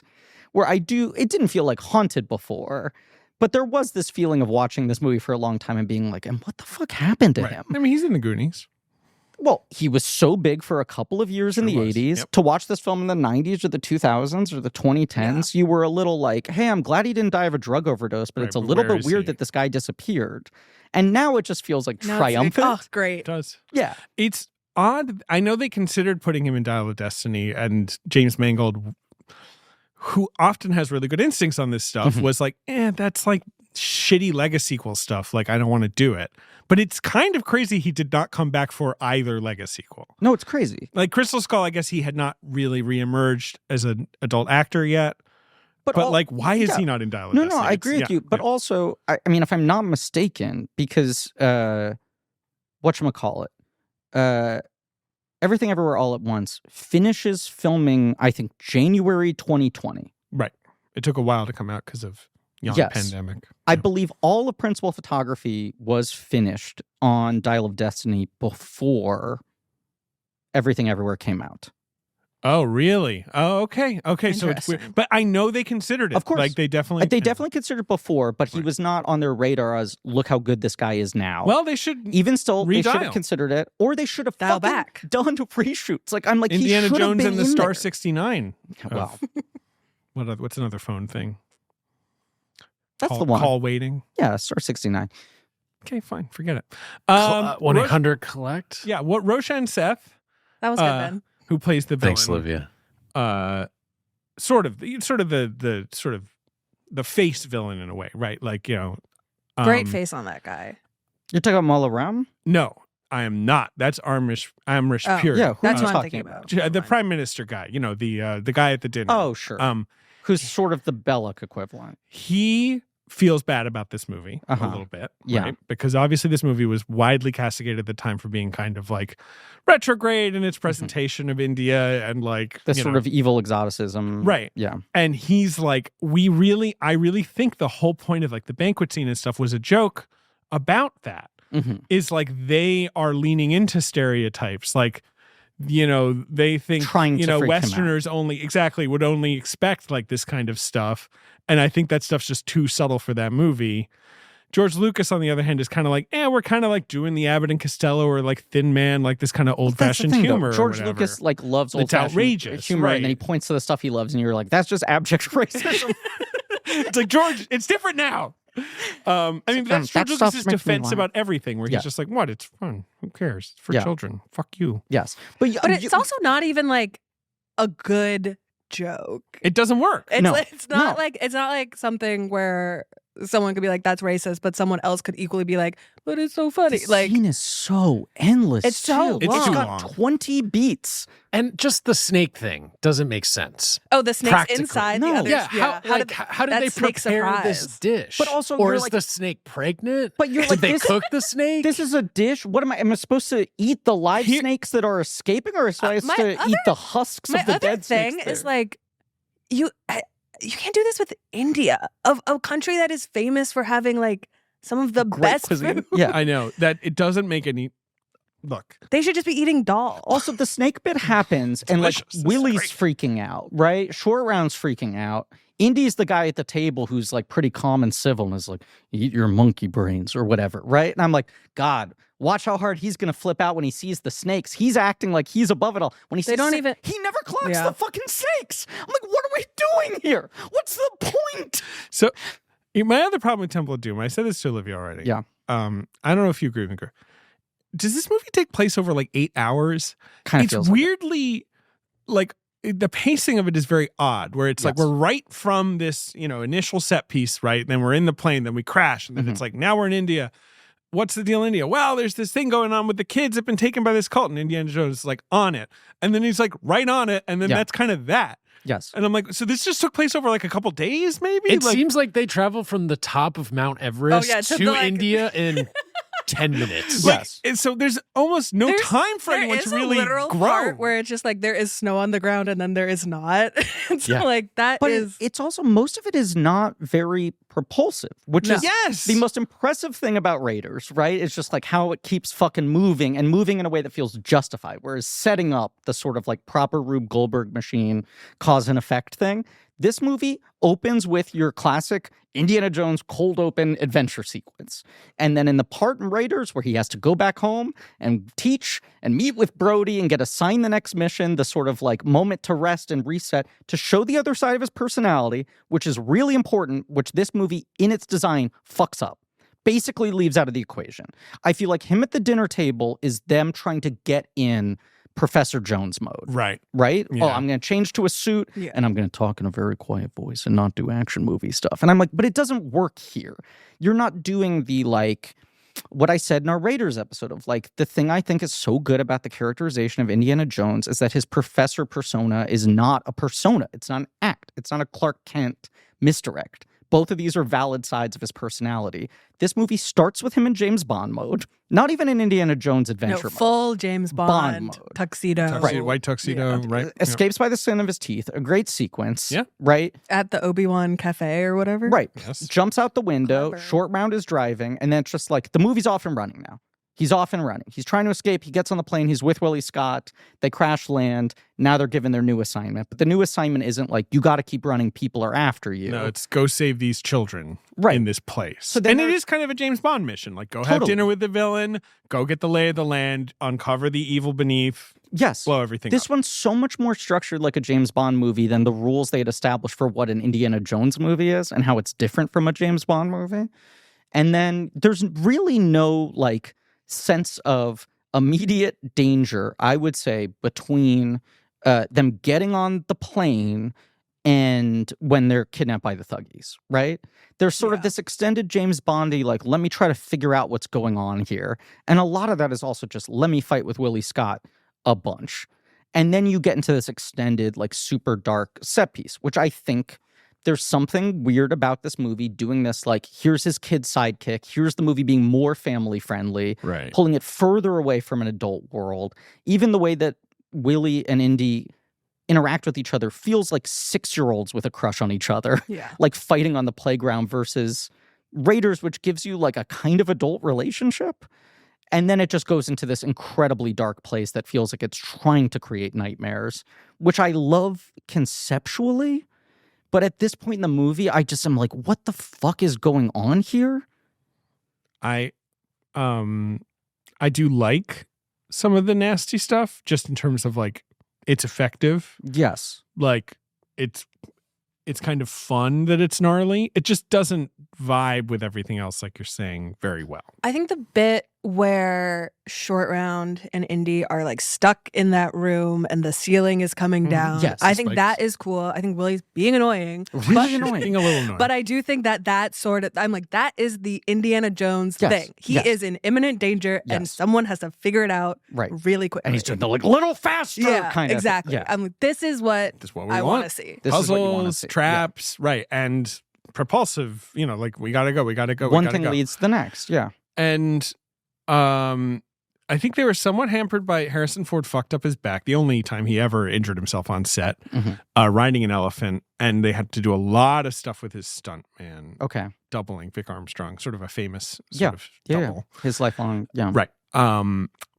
And they, Lucas says like that was a major drama. So I don't, it was not just like some bullshit. Yeah. But I don't know if it affected the story. That I was going to say, profoundly. I'm Yes. sure it made production more difficult. All my biggest problems with this movie are in dialogue scenes. I completely agree because it really is just like not a great I'm script. basically fine with any and all of the set pieces. Yeah. Well, I think they work on their own sort of terms. I think it's fair to say the minecart sequence is the best action sequence in all of Indiana Jones. I'm not saying that's like you can't argue with me position. I'm saying it's a position. you can take. You can take the position. I'll sure. take the position. Sure. I'm taking it right now. It's also one of those things where, like, just an astonishing, how did they pull this off in 1984? It's incredible. Yeah. The whole thing is thrilling to watch. And it's, to use y'all's word, propulsive, because every time they're like, we did it, another thing is happening. But that's literally, like, structurally how you want these movies to work is, like, they're on rails and then someone flips a switch and you go off in a different direction and now there's a new issue and you're upside down. Like, that's how Indiana Jones movies should play out. Yeah. I kind of am cool with the last, like, 20 minutes. Well, you know what's also good about the because last there's also 20 the minutes? drawstring, the drawbridge, and what's whatever. happening there, Olivia?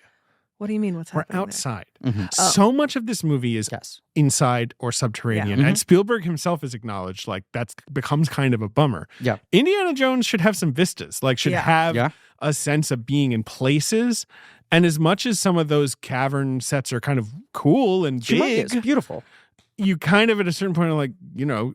Like, can I see the sunshine a little bit? Like, I think it gets to you. Club Obi-Wan, great set. Sure, cool to very have a cool musical number, good opening. But you're like, not only is it starting in this like very James Bondy world, but we're starting the first 10 minutes of the movie like in a room. In a room, not in some exotic locale. Yes, we are in an exotic locale, but not in the same way. Right. Like Raiders of the Lost Ark, all the location stuff is so cool. Yeah. And like first 10 minutes of Raiders, he's like fucking outrunning a boulder and getting on a biplane. Then, like at the same time, we've just been complaining about this movie for an hour plus, right? Yeah. And that's what people do about Indiana Jones and the Temple of Doom. Like, right? Like that. Of course, there are defenders. Tarantino is always going on about how it's the best one. You know, there's all the contrarian, you know, takes that have emerged over the last 40 years. This movie is fun to watch, and I've watched it many, many times. It's a totally watchable movie. Harrison Ford is maybe at his sexiest in it. Okay, that is something we have to talk about because they let him take his shirt off. Yes, he's really, because it's like this Witness, like Working Girl, like it's really him at absolute peak. He looks hotter in this one than he does in Raiders. Yes. And he looks fucking hot and I think there's a major step down in his performance, and I think a lot of it is the setup of the story and the. He also probably was like dealing with back pain. I was going to say that also fills in a lot. He does look. He looks incredible. Unbelievable. I was Where's watching every this, costume, Will? Yes. I was watching this with my boyfriend and humble brag. And did you tell him about Sawyer or Spielberg? I already forgot. He was like, oh, he looks just kind of like a normal guy. He looks jacked, but we talked about this in the Raiders episode. Yes, he looks jacked in a way that is completely attainable. Brian Michael Bendis was saying that he remembers as a child how much press to do there was about the regimen.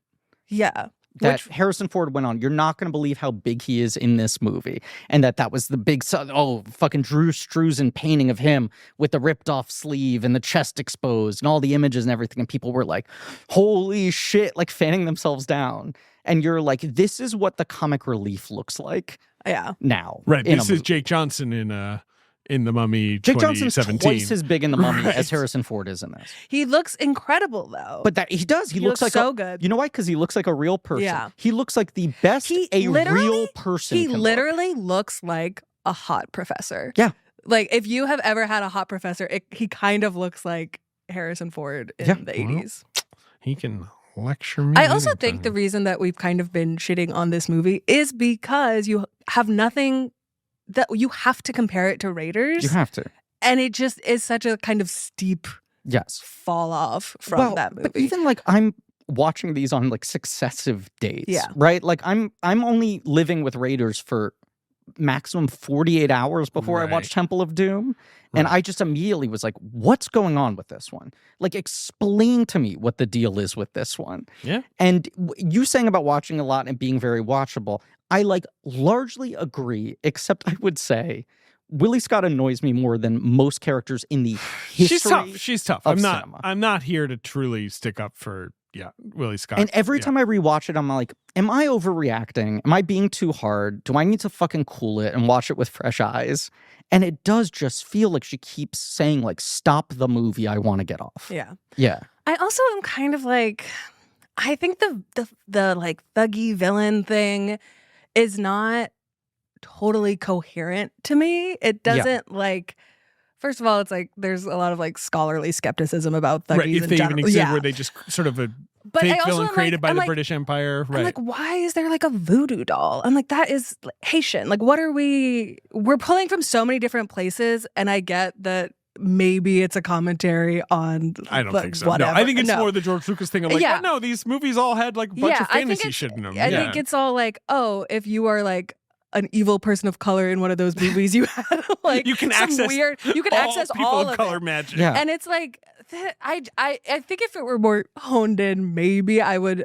I also think not to like once again complain about what it does, that I feel like the rules of the Indiana Jones movies, right? But you're like, the fun of this is to me Indiana Jones versus a different type of like shitty like colonizer. Yeah. Right? It's like there is a mythology, there is a history, there's objects, there is culture, but he can't be fighting with that culture. Right. He has to be fighting with someone else, fighting over their interpretation of the culture.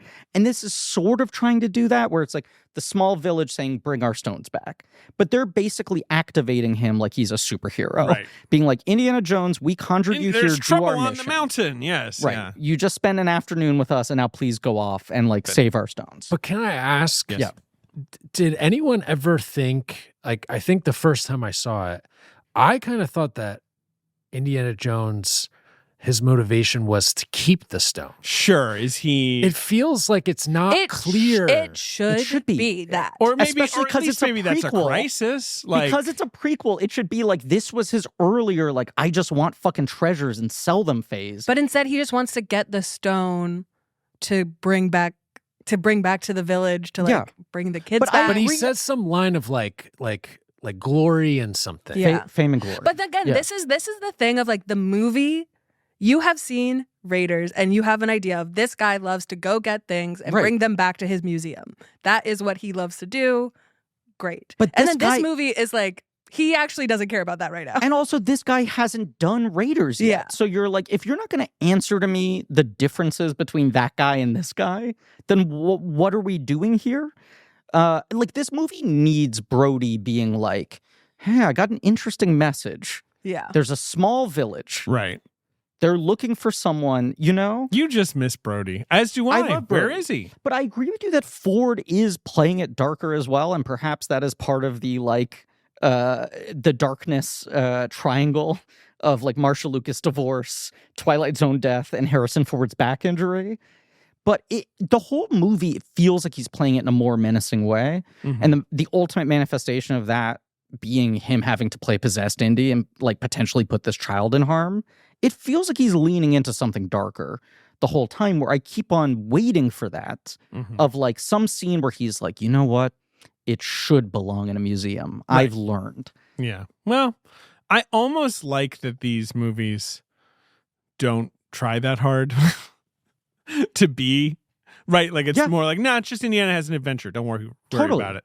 But why have it be a prequel? I think the prequel of it is like getting in the way. That's why it shouldn't be a prequel, and it shouldn't be the darker middle entry, because that's meaningless. I also think that if you had just told me that this, well, I guess the Marion thing kind of gets in the way. If you just like tell me, don't put a year on it. Just kind of say, there's an argument for that. Like, sure. Say that like, I don't know, Marion has like come to her senses and wants a man with a stable job or whatever. Right. Yeah, Marion left me because I'm a pain in the ass. I'm always Marion getting left me, jewels. and now I'm in a bad mood. It turned out she was a fembot. I found out in our honeymoon. That is really that's really good writing. Thank that's you. but that's the kind of brilliant screenwriting that maybe Lucas and Spielberg couldn't get access to. But I Sadly, do we think knew that all like along. the prequel of it gets in the way. Joke. Yeah, I agree with you. And I also think that like here's another issue I have with the darker middle entry thing, right? Empire, Lucas is justifying that shit so well. Like, here's the meeting with the father, your reality falling out, right? Your characters being tested, them coming up against their own limitations. None of the darkness of this movie is connected to Indiana Jones as a character, because Indiana Jones is a character who doesn't go through serious arcs, right? He stays the same, and that's what's cool about the movies. And the only thing that can change Indiana Jones is his relationship to a character, right? People pushing him a little bit in one direction or another, challenging him a little bit. But he's got such high status on Willie the entire movie, where he's just kind of like, you know, the Thin Man equation of like, oh, part of this is working in this sort of screwball back and forth. She can, you know, give it just as hard as she takes it kind of banter shit. Doesn't work if like the Thin Man is a detective and his wife who hates mysteries. Well, that's why I think that like the scene. And screams whenever anyone has a gun. Right. Oh my god, she screams so much. It's crazy. But I think the scene where him and Short Round are playing poker is so good because it's like, oh, here's someone who's getting one over on Indiana. Because something we don't see that Short often. Round also wants to be an Indiana Jones movie, but has a slightly different way about it, which is the right kind of Indiana Jones pairings. But starting this movie with their relationship mid-swing and ending it on a note of, and of course we'll go on adventures forever, ... doesn't really service putting Indy through anything. As much as we don't want to see him grow or change significantly, there are like small arcs that can happen. And the darkness is just like they literally just descend into a dark temple. You know, like the darker middle entry shit is only they move into a space where darker shit is happening. They literally go underground and then fucked up things happen in front of their eyes. And then they go back above ground and they're like, whew, enough of that darkness. Kind of. Yeah. So it just feels kind of unearned to me versus like Batman Returns is a classic, like biting the hand, darker sequel. Yeah. That I adore, that feels dark in a like holistic psychological way. Yeah, rather than just like, right. It's like basically everyone's the same. It's just the locale and the vibes are a little darker. I don't know. I just feel this way the same I do about, like I said it already, about Lost World, where I'm just like, again, you're in the safest hands. It has like 4 of the best directed sequences you will ever see in your life. Like, you know, Lost World I can watch anytime because I'm like, well, I know this is coming up. Yeah. But I can also watch it the whole time being like, this doesn't really make a lot of sense that this would happen. Like, you know, and like, did anyone check in on, and the answer is kind of like, they had to do a sequel. And so they did their best in, whatever time frame they had. And this is what they gave you.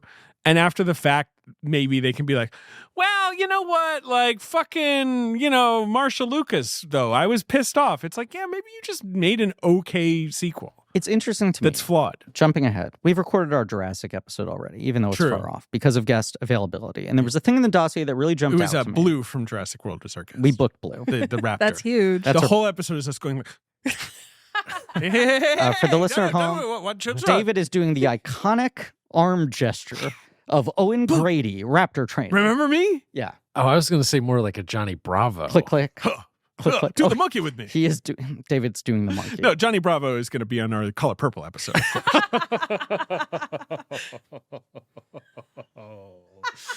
Come on. David just mimed a fucking 3-point shot. That was fun. Just imagine it. Yeah. Yeah. A quote that has really stuck with me. I'd never really considered before. Jaws spawns a bunch of sequels. Do the monkey with me. Spielberg. Yeah, that was the quote. Oh, mama. Spielberg wants nothing to do with the Jaws sequels, right? Yeah. He develops ET2. And is wisely like, I cannot think of a reason for this. Touch right. this, Yes. Right? And there's this quote about why did he do Lost World? And he was like, I got so many letters from kids being like, when are you making the next Jurassic Park? And I got this one letter from Universal being like, $20 million. Yeah. No, carry on. But he was like, when that was asked of me of E.T., I went through the thought experiment. I was like, this is too precious. I don't have anything new to say. It's sacred. I don't want to touch it. Right? Jaws, they wanted to make them. I didn't want to touch them. I couldn't stop them from making them at that point, but I had nothing new to say. Indiana Jones was different because I had made this agreement and I promised George I'd make 3 of them. Jurassic was the first time where I was like, you know what? I actually don't feel that precious about this. So what reason is there for me to stand in the way of a sequel? Where he basically admits that he's just like, I don't know. Like Jurassic wasn't super personal for me. Yeah, like people fuck it. liked Who it. cares? Why don't I try it again? Right.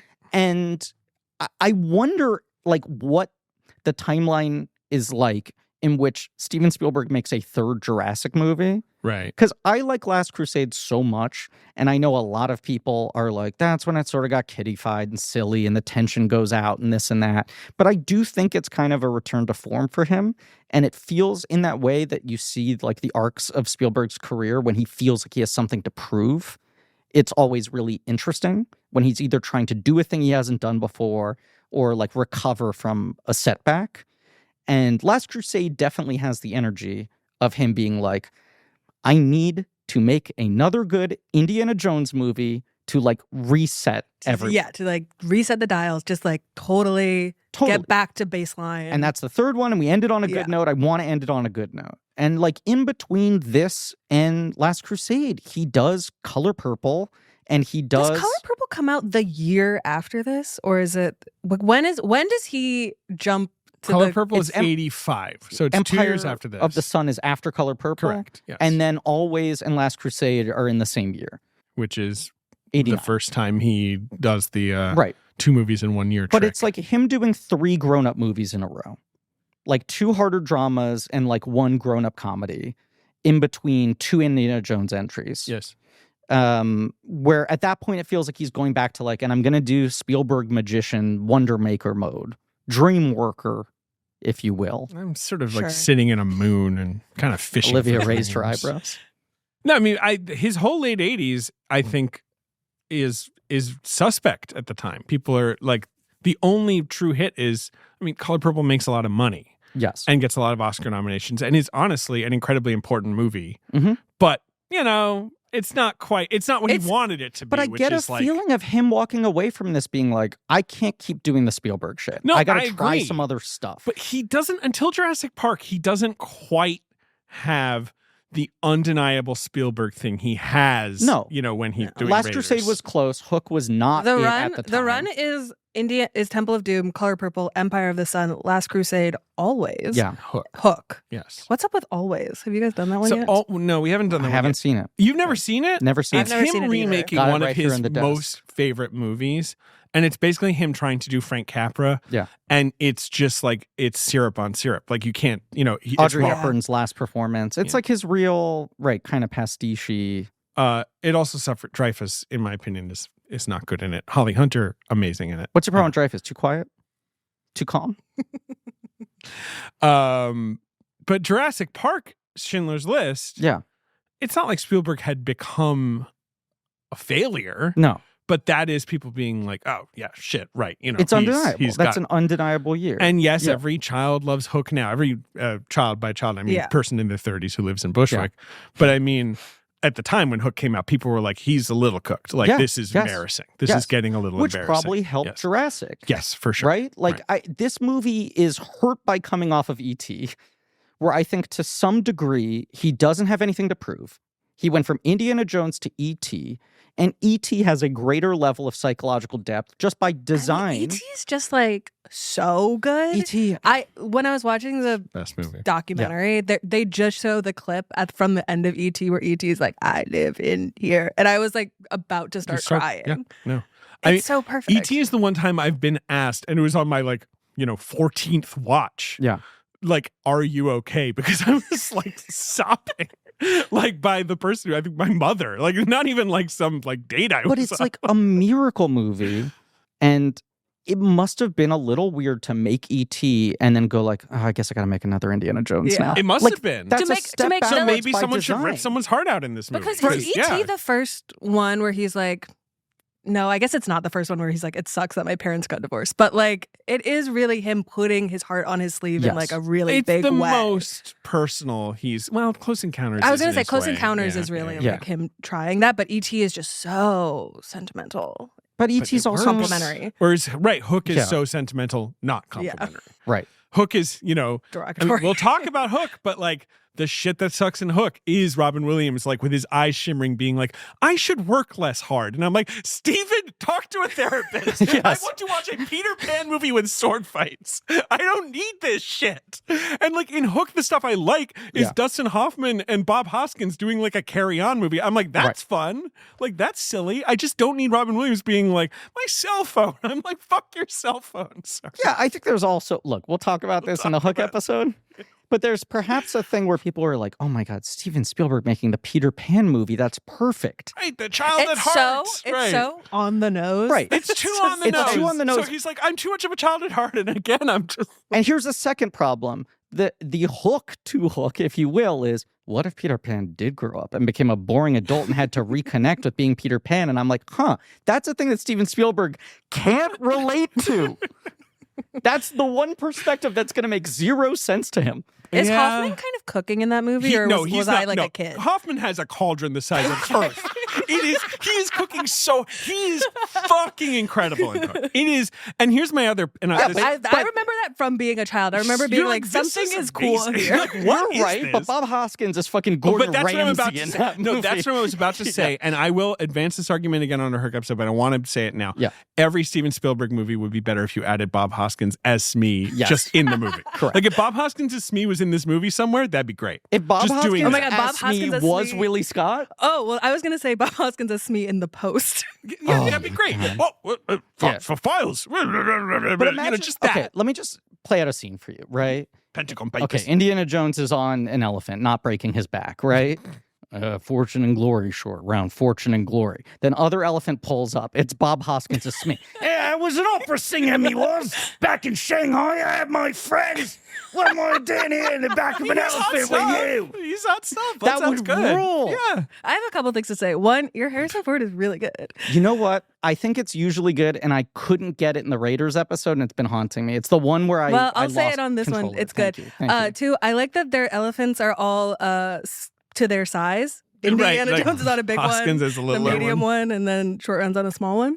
Mhm. And that was kind of my two things. Hoffman is Too good. cooking so hard. Okay. That scene in Hook where they're bringing the hook up to him on the pillow and all the pirates, you are like, this is pure liquid David, sex cinema. It's so good. Save it for a Hook And then episode. there's fucking 2 hours of Robin Williams being like, I don't know how to have fun. And I'm like, yes, you do. You're Robin Williams. We got a really good guest for the Hook episode. I hope he shows up. Yeah, I did. You sent him an email? I'll send it to us. Oh. He's busy. He's busy. I want to send it when he's going to look The at his shoes on the inbox. other foot. In terms of not sending We're both emails. looking at Oh, okay. Yes. Yeah. Is there anything else we want to talk Yeah, about there's a in lot more Indiana we have to Jones? talk Okay, about. well then let's talk about Yeah. it. What is Harrison Ford up to now? Does he just like fly his planes? He's on Wait, 4 wait, TV shows. Do you mean Oh, right now, or do you mean in 1980? presently? blah? Because I Oh. know he's like sort of on his big run in Yeah. the 80s.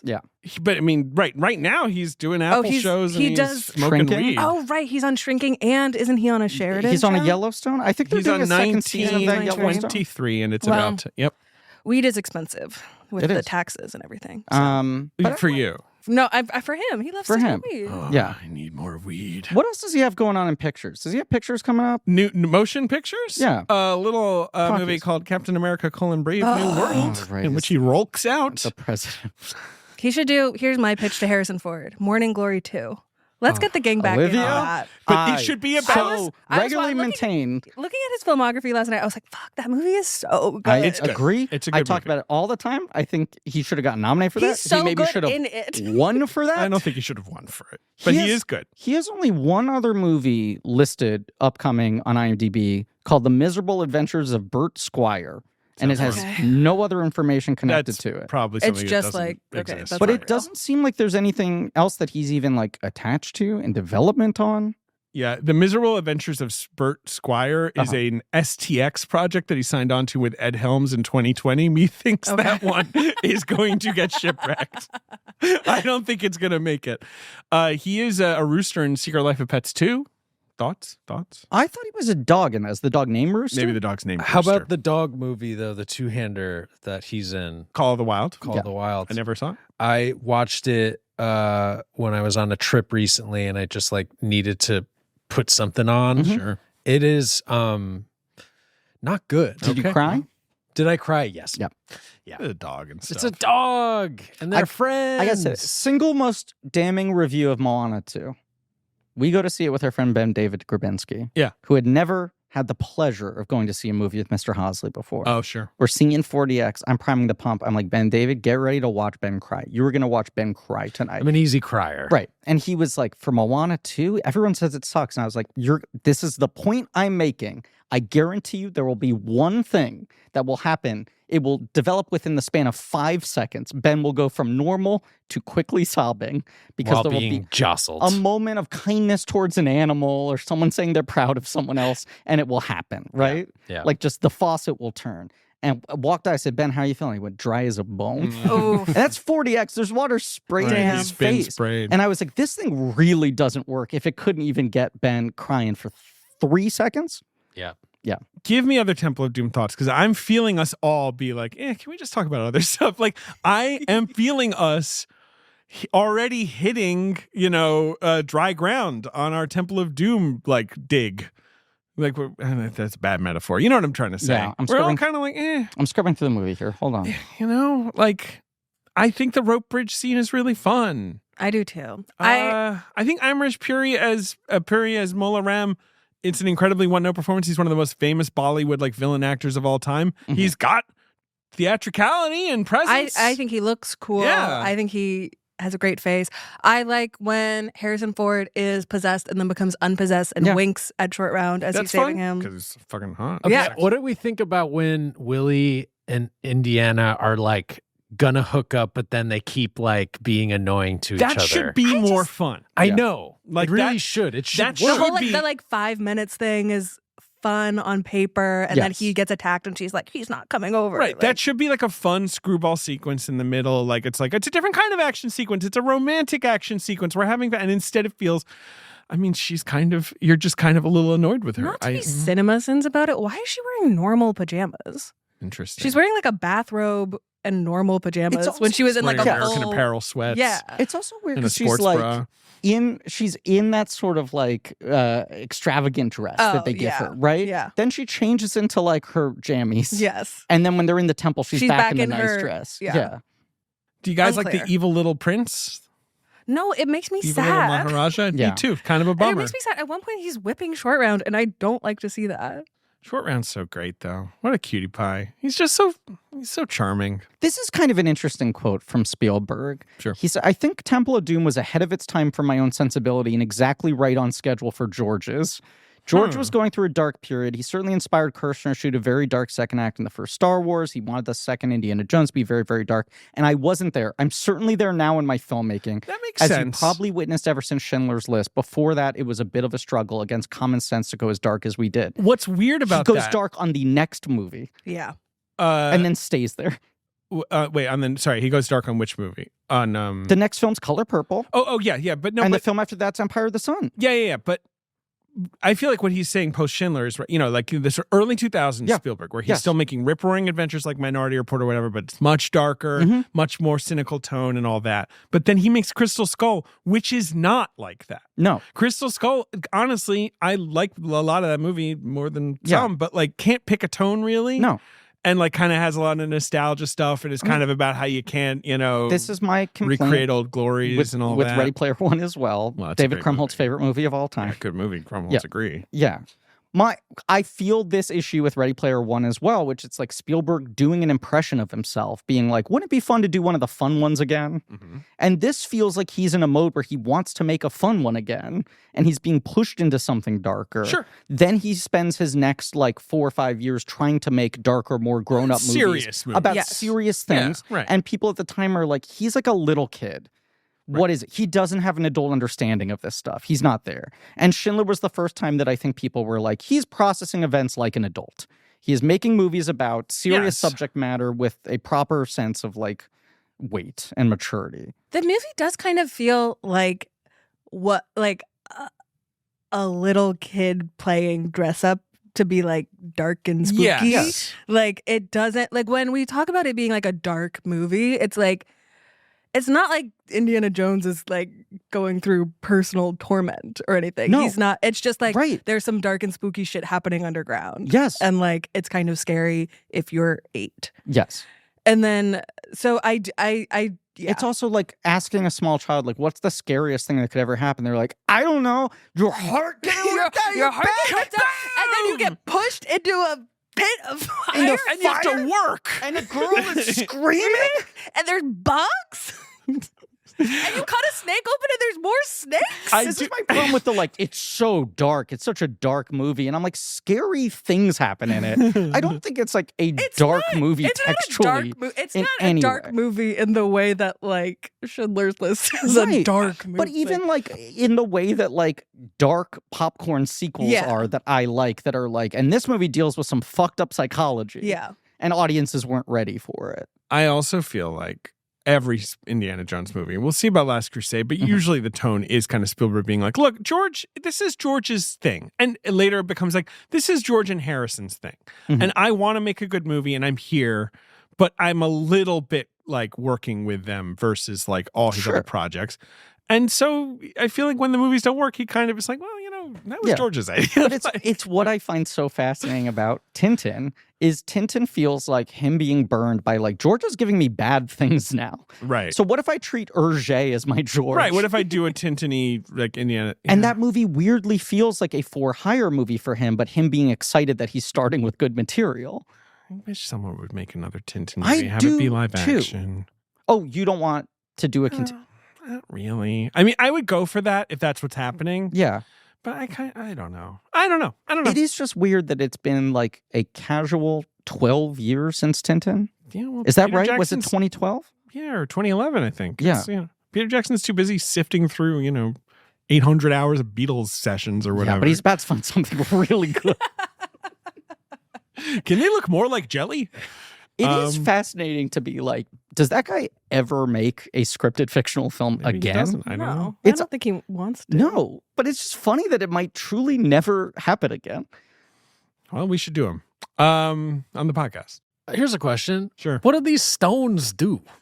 They're It seems like what they do just these stones do? They just light up the skull. It seems like I think they that's do the explain extent it of at it. some point. Great question. Well, okay, here is again another issue is that it's like the Ark of the Covenant. Yes. I'm like, I get it. I get what this thing is. Mhm. They put the 10 Commandments in it. Like, Right. that's crazy.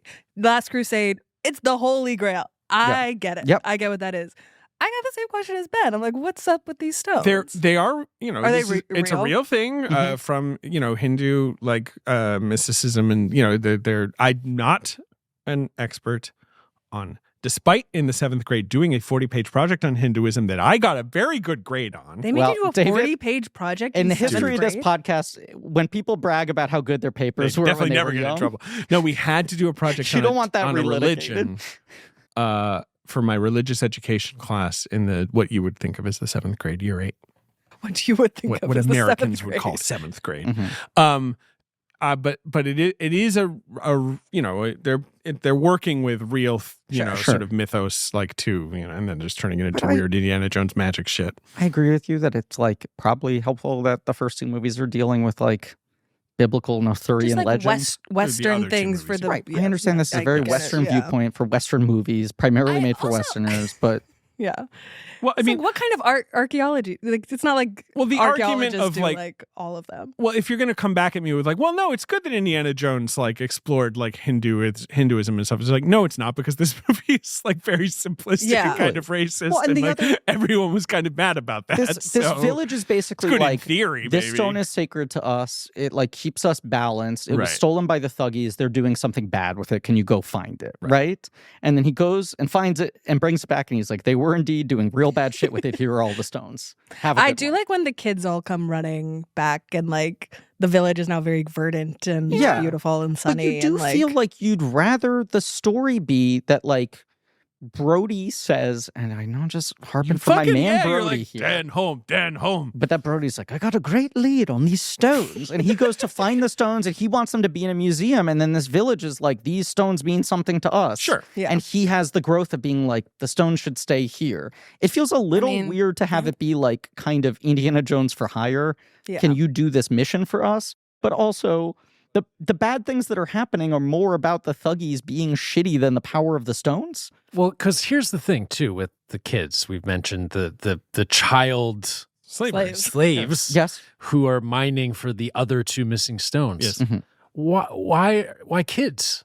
They're I mean, get adults. You're to do just it. saying Well, like they don't kind do of as good a inefficient job. labor. It makes no sense. Yeah, they're bad people. And that's what you're they're, showing. and they're bad businessmen. And they're bad businessmen. Their employee hiring practices are terrible. They should try Indeed.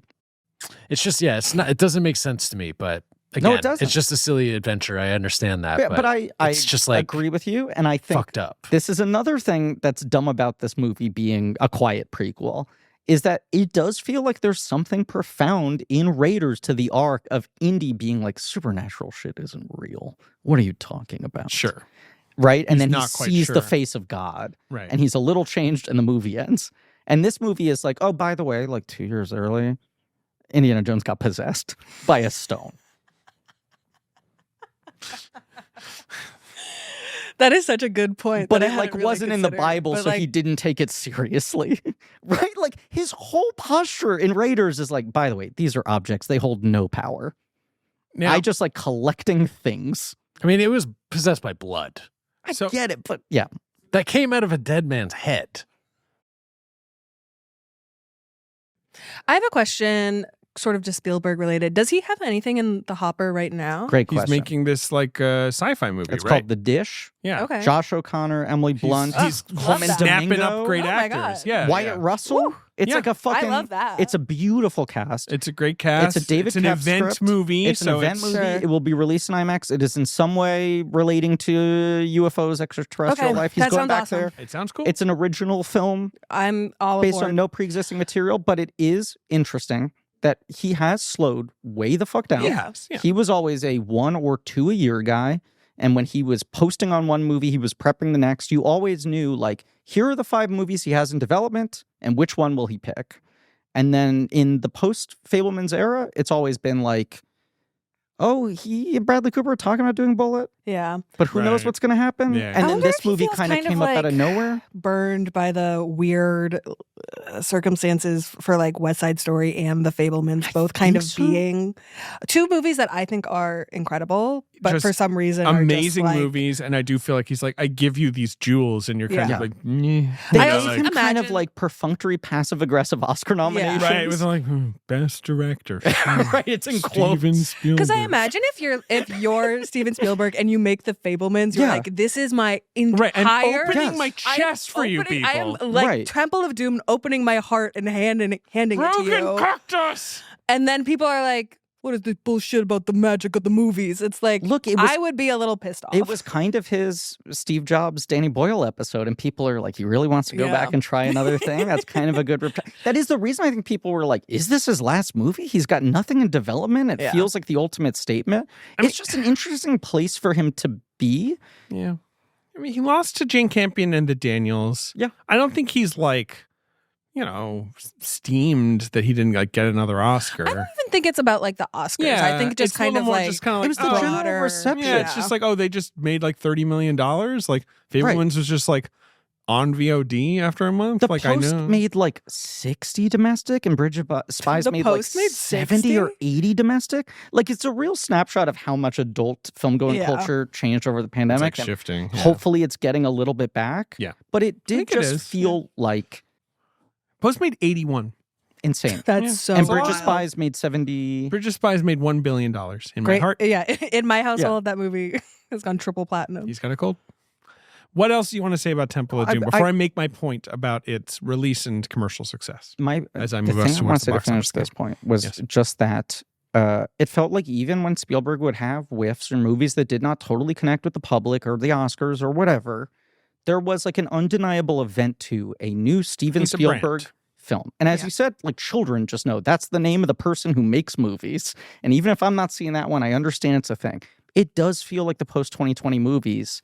There's just a sense of like, what is that? In a way that like, There's I, no even importance It's placed now- on like Even, Steven like- Spielberg has a new film No, in but theaters. that's Nolan now. Nolan just Right, it has is. that. It is. but even like I feel like Killers of the Flower Moon had more of I a agree. thing of Little like bit. Martin. There's a Martin Scorsese movie I- out, and I it had has this- Leonardo DiCaprio in it, and like I had this argument with Michael Taberski, friend of the podcast, Mhm. great filmmaker. Yeah. Turn Me On coming out sometime in 2025. Absolutely.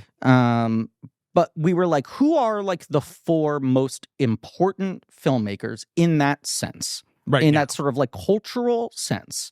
And the argument they were posing to me was Michael and our friend Jason Adam Katzenstein. Mhm. And they were like, we want to see if you're going to leave Spielberg off the list as well.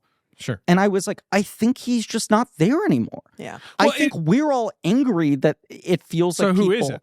I was like, I think it's kind of undeniably Nolan, Scorsese, Gerwig, Peele. Yeah, that I was gonna say Gerwig and Peele. I think Peele is no question, and Gerwig, it's like, yeah. See how those Chronicles of Narnia movies Right, I mean, Yeah, like, that's the I only guess. problem I Look, have with like, Gerwig. Gerwig right. and Peele, it's like they could lose it. Well, they're not it's like more, it's not that they could lose. It's like just Jordan Peele makes original movies that are a Jordan Peele movie. Yeah. Gerwig, it's like she made a Barbie movie. Now she's making a Narnia movie. I Mhm. do think people are very interested in what she does but there's a little less of that, and Yes. you almost wish there was more. But I also think you can make a joke in a room full of 100 people about a Greta Gerwig movie or a Jordan Peele movie, and it immediately makes sense in their mind. Scorsese still has that. Yeah. That's the name you use for a serious movie. And even if something like Killers of the Flower Moon does not connect on the level everyone hoped, that was shown much more respect than Fabelmans or West Side Story. And it felt like the public engaged with that movie way more. It made it also it had Leonardo DiCaprio in it. DiCaprio. No offense to him, Gabriel LaBelle or Ansel Elgort. Yeah. Like, where it's like it was Marty and Leo. Totally. It was this big American epic. Like if Spielberg makes another Tom Cruise movie, if they reteam again, that'd be fun. It'd be fun. And who knows if that would like send the shockwaves. But it is interesting that I'm like, I would argue there's a certain like there's more around the idea of a new Denis Villeneuve movie than there is maybe around Spielberg right now. I think Denis getting close. Yeah. He's got to sort of finish his Dunes and then he'll be there. I think Scorsese's the only elder statesman who's like there still. But will he make another movie? I don't know. Probably. Will it be a big movie? Maybe not. Like maybe it'll be something smaller. He's and certainly he'll talking in wind down mode. Did you guys know that Francis Ford Coppola is making a musical next year? He's making he's Two from the adapting funny, very funny. Thank you. He's adapting Glimpses of the Moon or whatever. Yeah. I mean, he's whatever. Like, is there a point? And I enjoyed Megalopolis a lot, and I'm really happy, too. that I got to see that. Yeah, but you lop it off. But it's like the 30 Rock where they tell Tracy he's going to the moon. Like Francis Ford Coppola's just on his set being like, "Now do this." And everyone's like, "Yeah, we're gonna film this and everything." Second Tracy reference in one episode. Well, he fucking rocks. Yeah. Is there anything else I you did want lop to it say off, by the about way. What a time. Temple of Doom? I'm scrolling Throwing this challenge at you Yeah, guys no, because no. I think. All right, I'm gonna Okay. make my. Oh, sorry. Go ahead. The movie I was thinking about a bit when I watched this movie was a shared favorite of yours and mine, which is Tenet, because that is a movie where I think Cowboy shit. even if you're like, this plot makes no sense to me and I hate it, which I disagree with, obviously, but Of course. the He set ordered his hot pieces, sauce now half an hour ago. the set pieces are An hour. awesome. And so the set pieces are mostly a guy being like, I want to do something really Yeah. fucking cool. Yes. And you're going to watch that. And I actually kind of, whatever else is going on doesn't matter.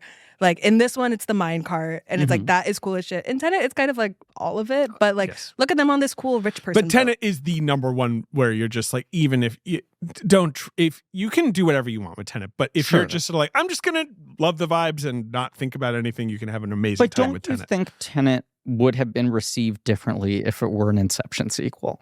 Like he could have very easily made it Inception 2, This Time It's Time, or fucking whatever, like This time it's backwards. and there was, even when the first Tenet trailer came out and it was like, it's time for a new protagonist, and it was a mystery box, there were some people being like, is this weird sideways was- Inception yeah, there universe was shit? speculation. It has a similar vibe.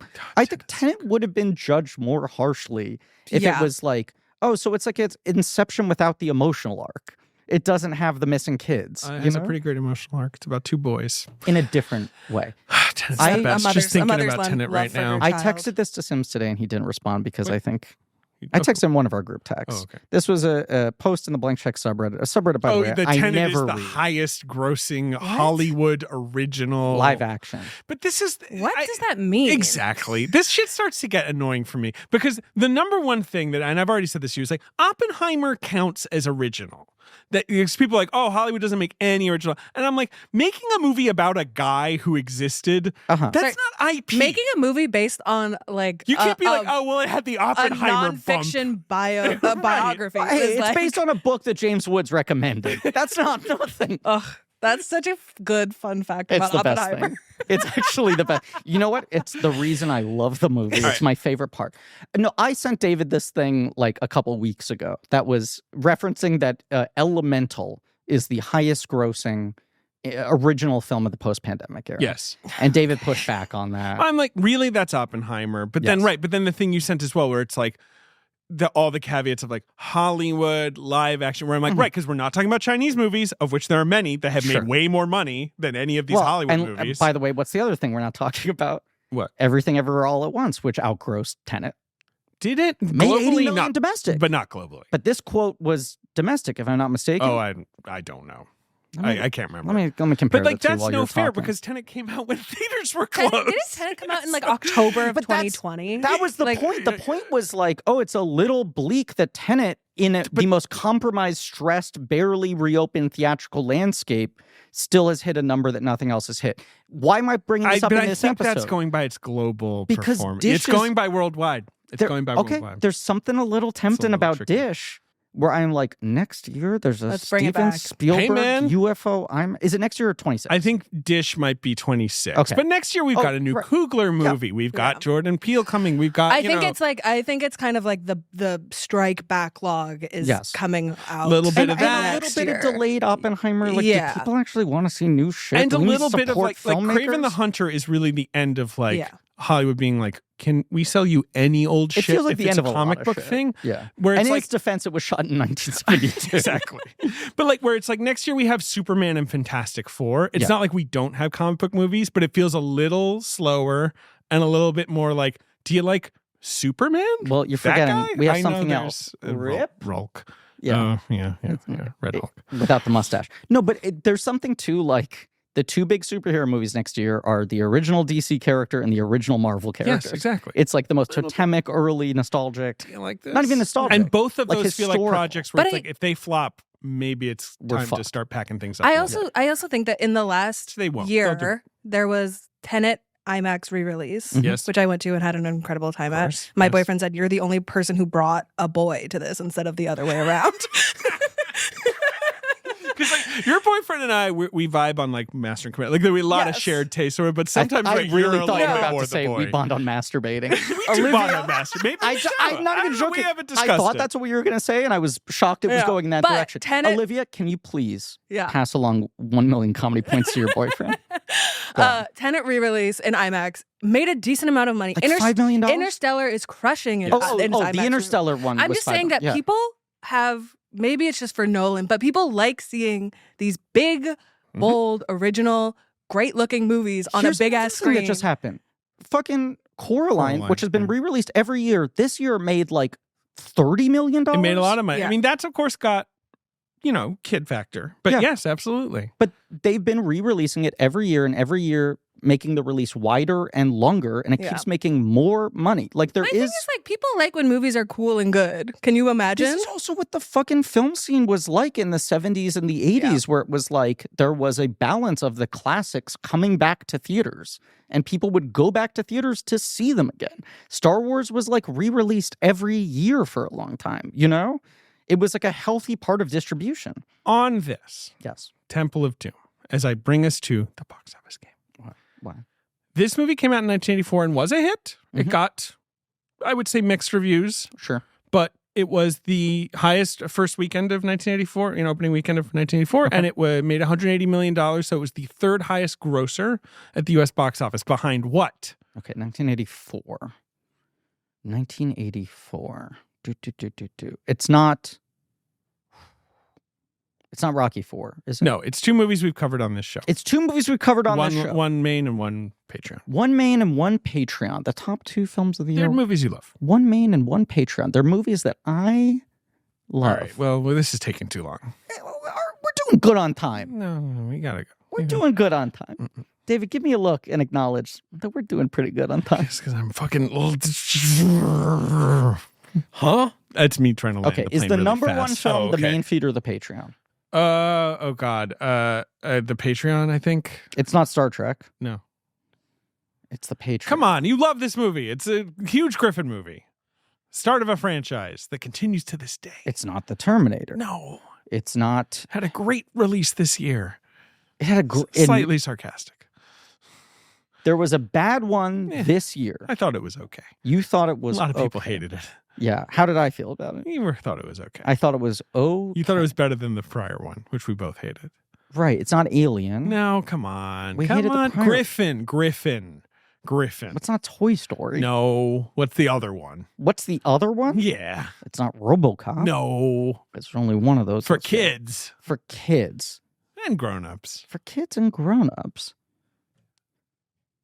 You got to give me something here. Yes, Stars he's one of looking your at the favorite comedy. toys. Both of these star two of your favorite Oh, comedy. it's a Ghostbusters movie. It's the movie Ghostbusters. It's 1984. It's the movie Ghostbusters. And what's the other one? And then is Gremlins number 2? No. No, come on. The other one, which we've covered on main feed, Yeah. is not a franchise. Yes, it is. Start of a franchise. They made another one this year. They made a fucking Lego sequel to it this year. Long dormant. It's another huge Griffin movie, huge Griffin star. And did I not like the new one? We thought it was okay. It was on fucking Netflix. What are you supposed to do? Oh, well, yeah. You know what? I liked it quite a bit. I did too. I think it's the second best.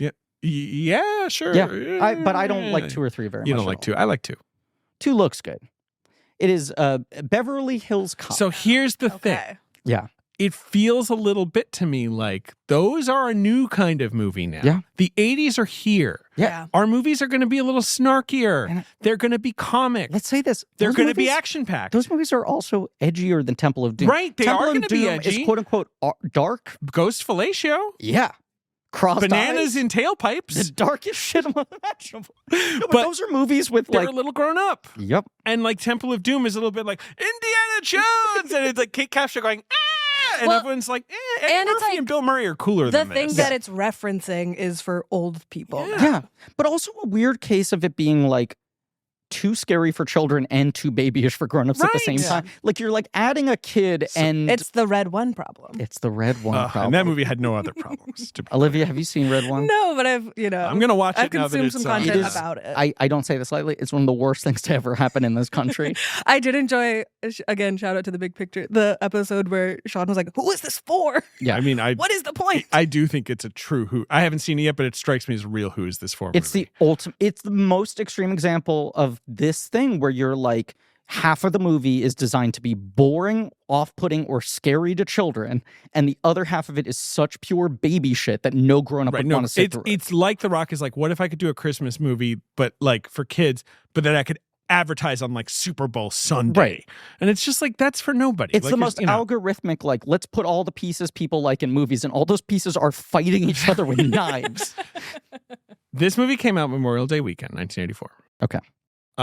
Big opening weekend, but a little, JJ points out, a little fudgy because it had like a 5-day, whatever. They back in the day, that was frowned Right. upon. We were doing the year. We weren't even doing the weekend. This Okay. is the weekend. This is the weekend. Number Okay. one at the box office, though. Indiana Jones at the Temple of Doom. And what was the number? Congrats to the whole 33. team. 33. Okay. At the time, Yeah. it's a lot of money. I'm excited to do 89. It's more than the budget. Last Crusade, because that's a weekend where records keep getting broken. Fair enough. Where it's Last Crusade, Batman, and Ghostbusters Well, 2, I that's think a all sign of- break the records. Well, that's That a sign summer. of how things had changed. Yes. Because when you look at this one, Mhm. you're seeing Indiana Jones and the Temple of Doom, number one. Number two, it's a sports movie, but it's a movie for grown-ups. It's a movie I love, Based on a true... based on a true novel. It's based on a true novel. Based on a novel. It's based on a novel, but not based on a real athlete. It's not The Natural, is it? It is The Natural. It is The Natural. Barry Levinson's The Natural, a movie I adore. Have you ever seen The Natural? I've never seen The Natural. Olivia, I love baseball movies. The Crack of the Bat. Yeah. Has I never... did that baseball movie for Yes. love of the game Yes. with you guys. Yes, that's a movie about a magical bat. Yeah. A movie I think rocks. A lot of people don't like it because it takes a book with a downbeat ending and flips it. I think that's the I'm right just move. checking my notes here. The name for those people is Losers. We'll maybe cover Levinson one day. You were so rude to him last year in March Madness. Was I? Yeah, well, that's that's because I a- was like, that's like a he's not going to long win. one. We Yeah. did our Too long. preview and you were like, vote for Barry Levinson if you like dumb shit and you're a fucking idiot. You guys have to do Soderbergh before you do Levinson if you're going to do a long one. Take That's 5 a long years. one. Or Yeah. Clint. But split it up, you know? Number 3 at the That's the box problem. We office. did the split up and it took us 7 years to get back around to I the think first it's half nice of that you're Spielberg. kind of like looping Maybe back after a long That's the time. thing. it's Maybe kinda the split's kind of Hey, nice. blank check 10, A Decade of Dreams. I think with Clint, it's the problem is you have to do like 4. Oh, Clint Yeah. would be too much, I think.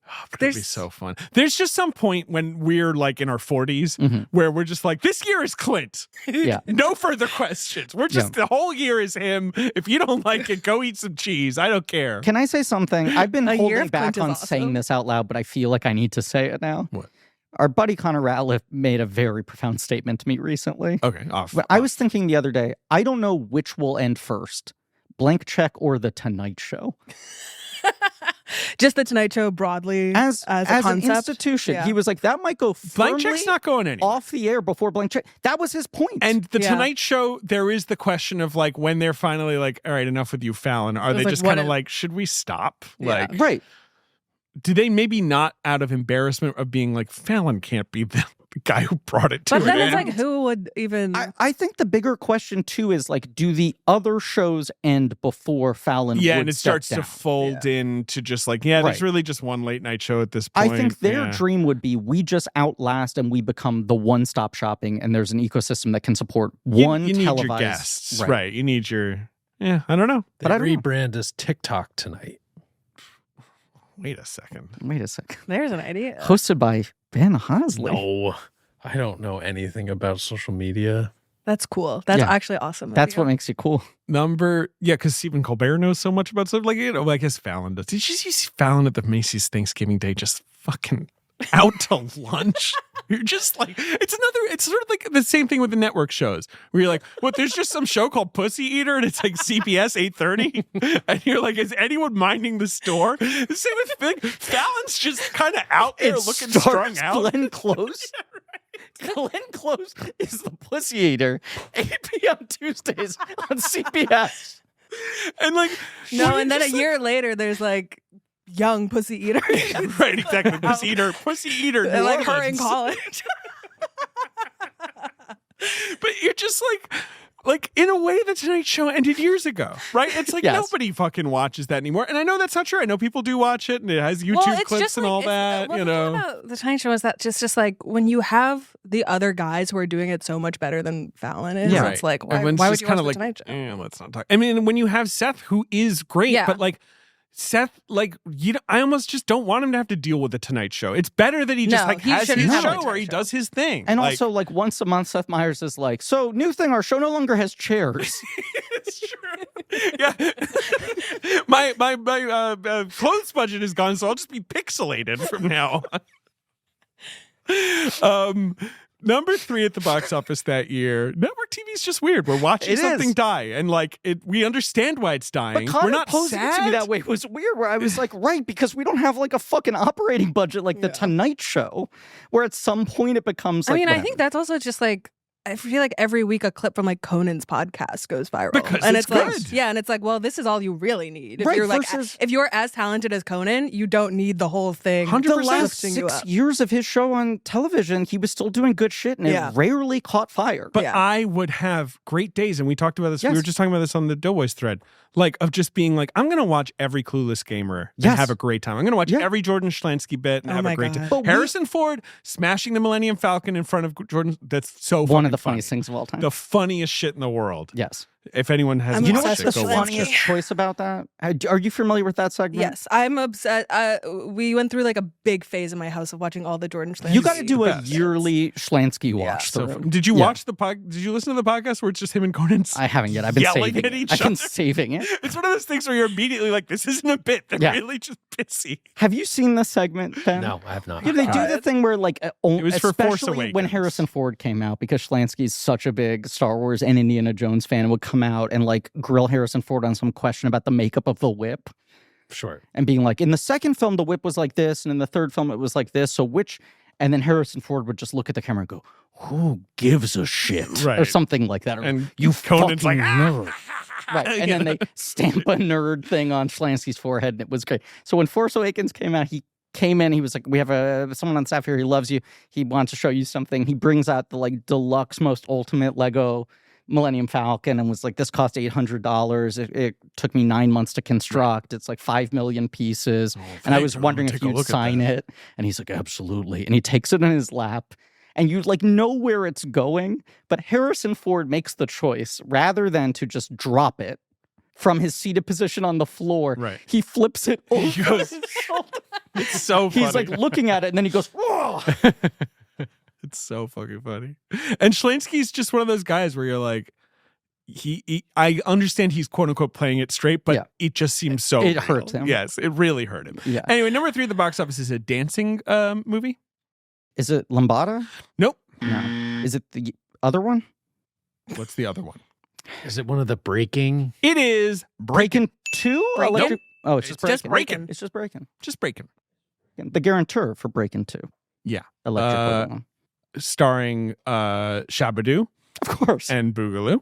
Yeah. I'm not joking. These are the names of the dancers. Probably their best film Ice-T is, together, of course, in I it. think. Yeah. I have never seen Breakin'. I feel like now, for our generation that didn't grow up watching movies in the Yeah. 80s, it's only famous for the sequels having a hilarious title. Yeah. Wait, it stars Boogaloo? Yeah. So he's the one that gets electric I in the assume second one? in the second movie he gets plugged in to Olivia, a wall that's an or something, incredible like a question. board. I At the can't believe it Newport hasn't Folk been asked. Festival.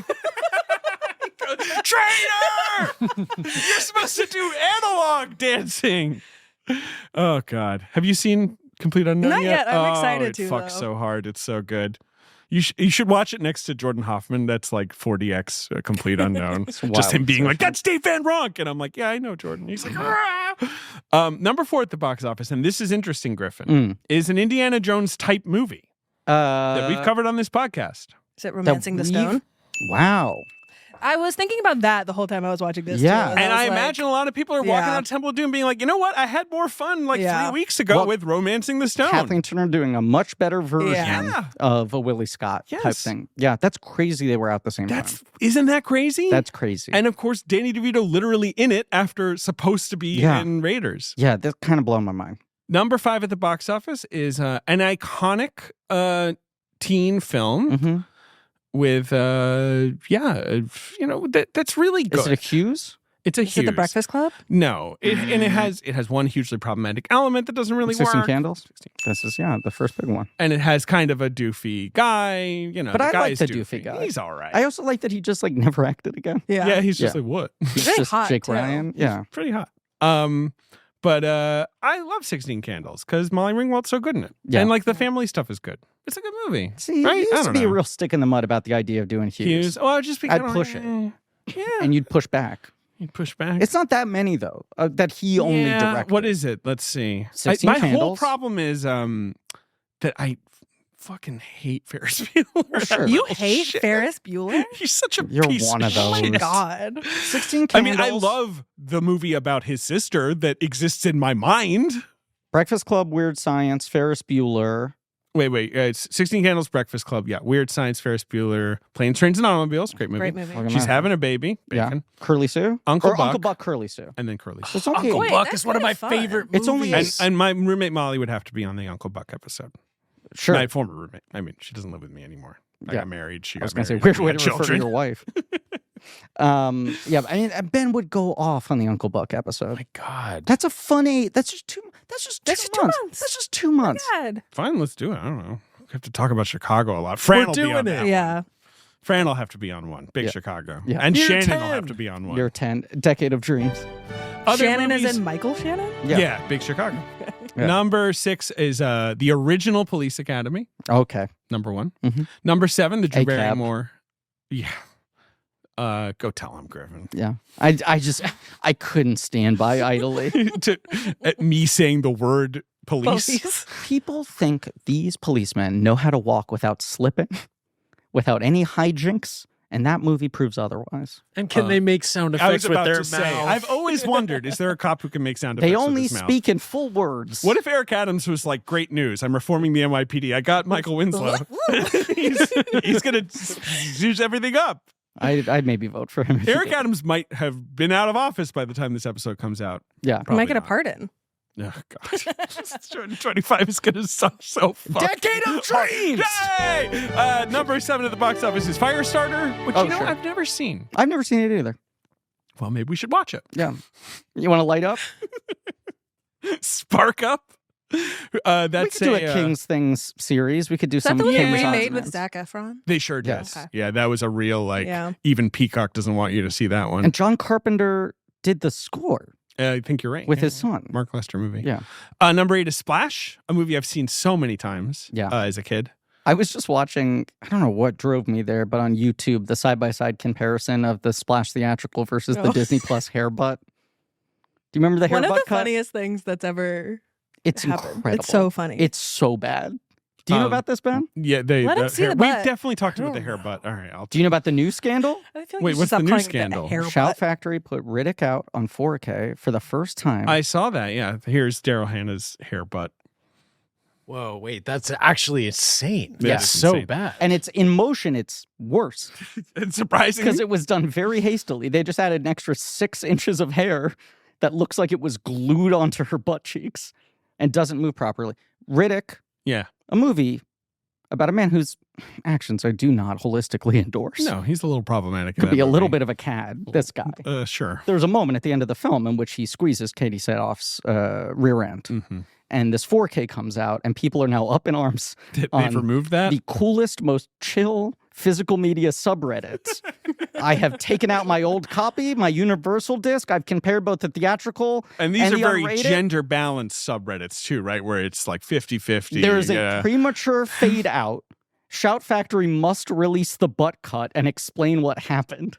And it's now this thing where half the people are getting really angry about like film censorship and they need to be explicit in these things and preservation's important. And the other half of the people are like, it's really funny that you noticed this.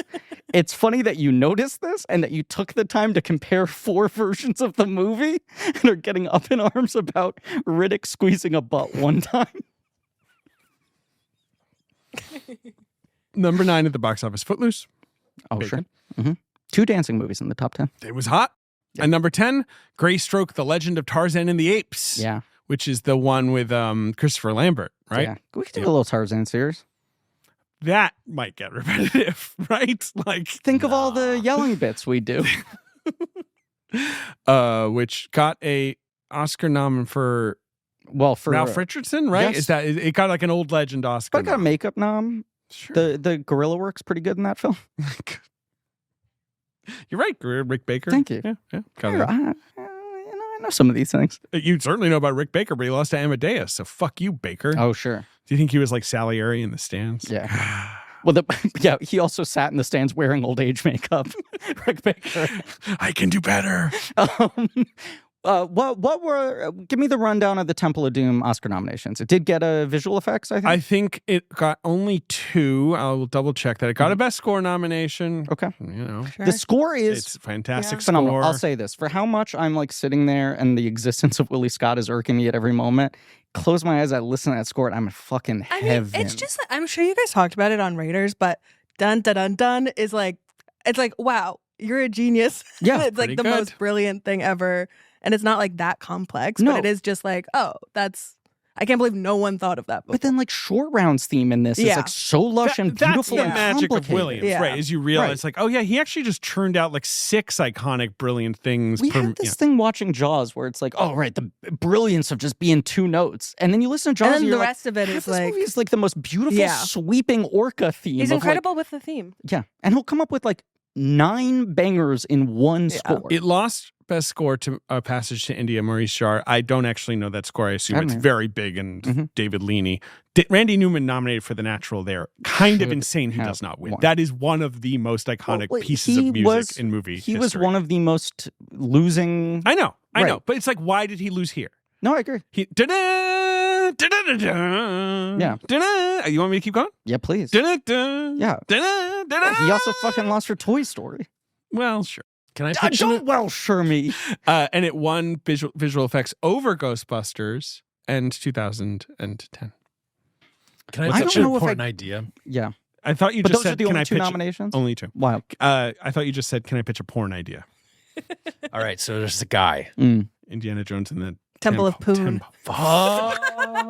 Indiana Bones. Indiana Bones in the Temple of There you Poon. go. And that's how you make the big bucks in this in her industry. panty bones All right, now we've gone too far. and the Temple of It's time Poon. to break for lunch.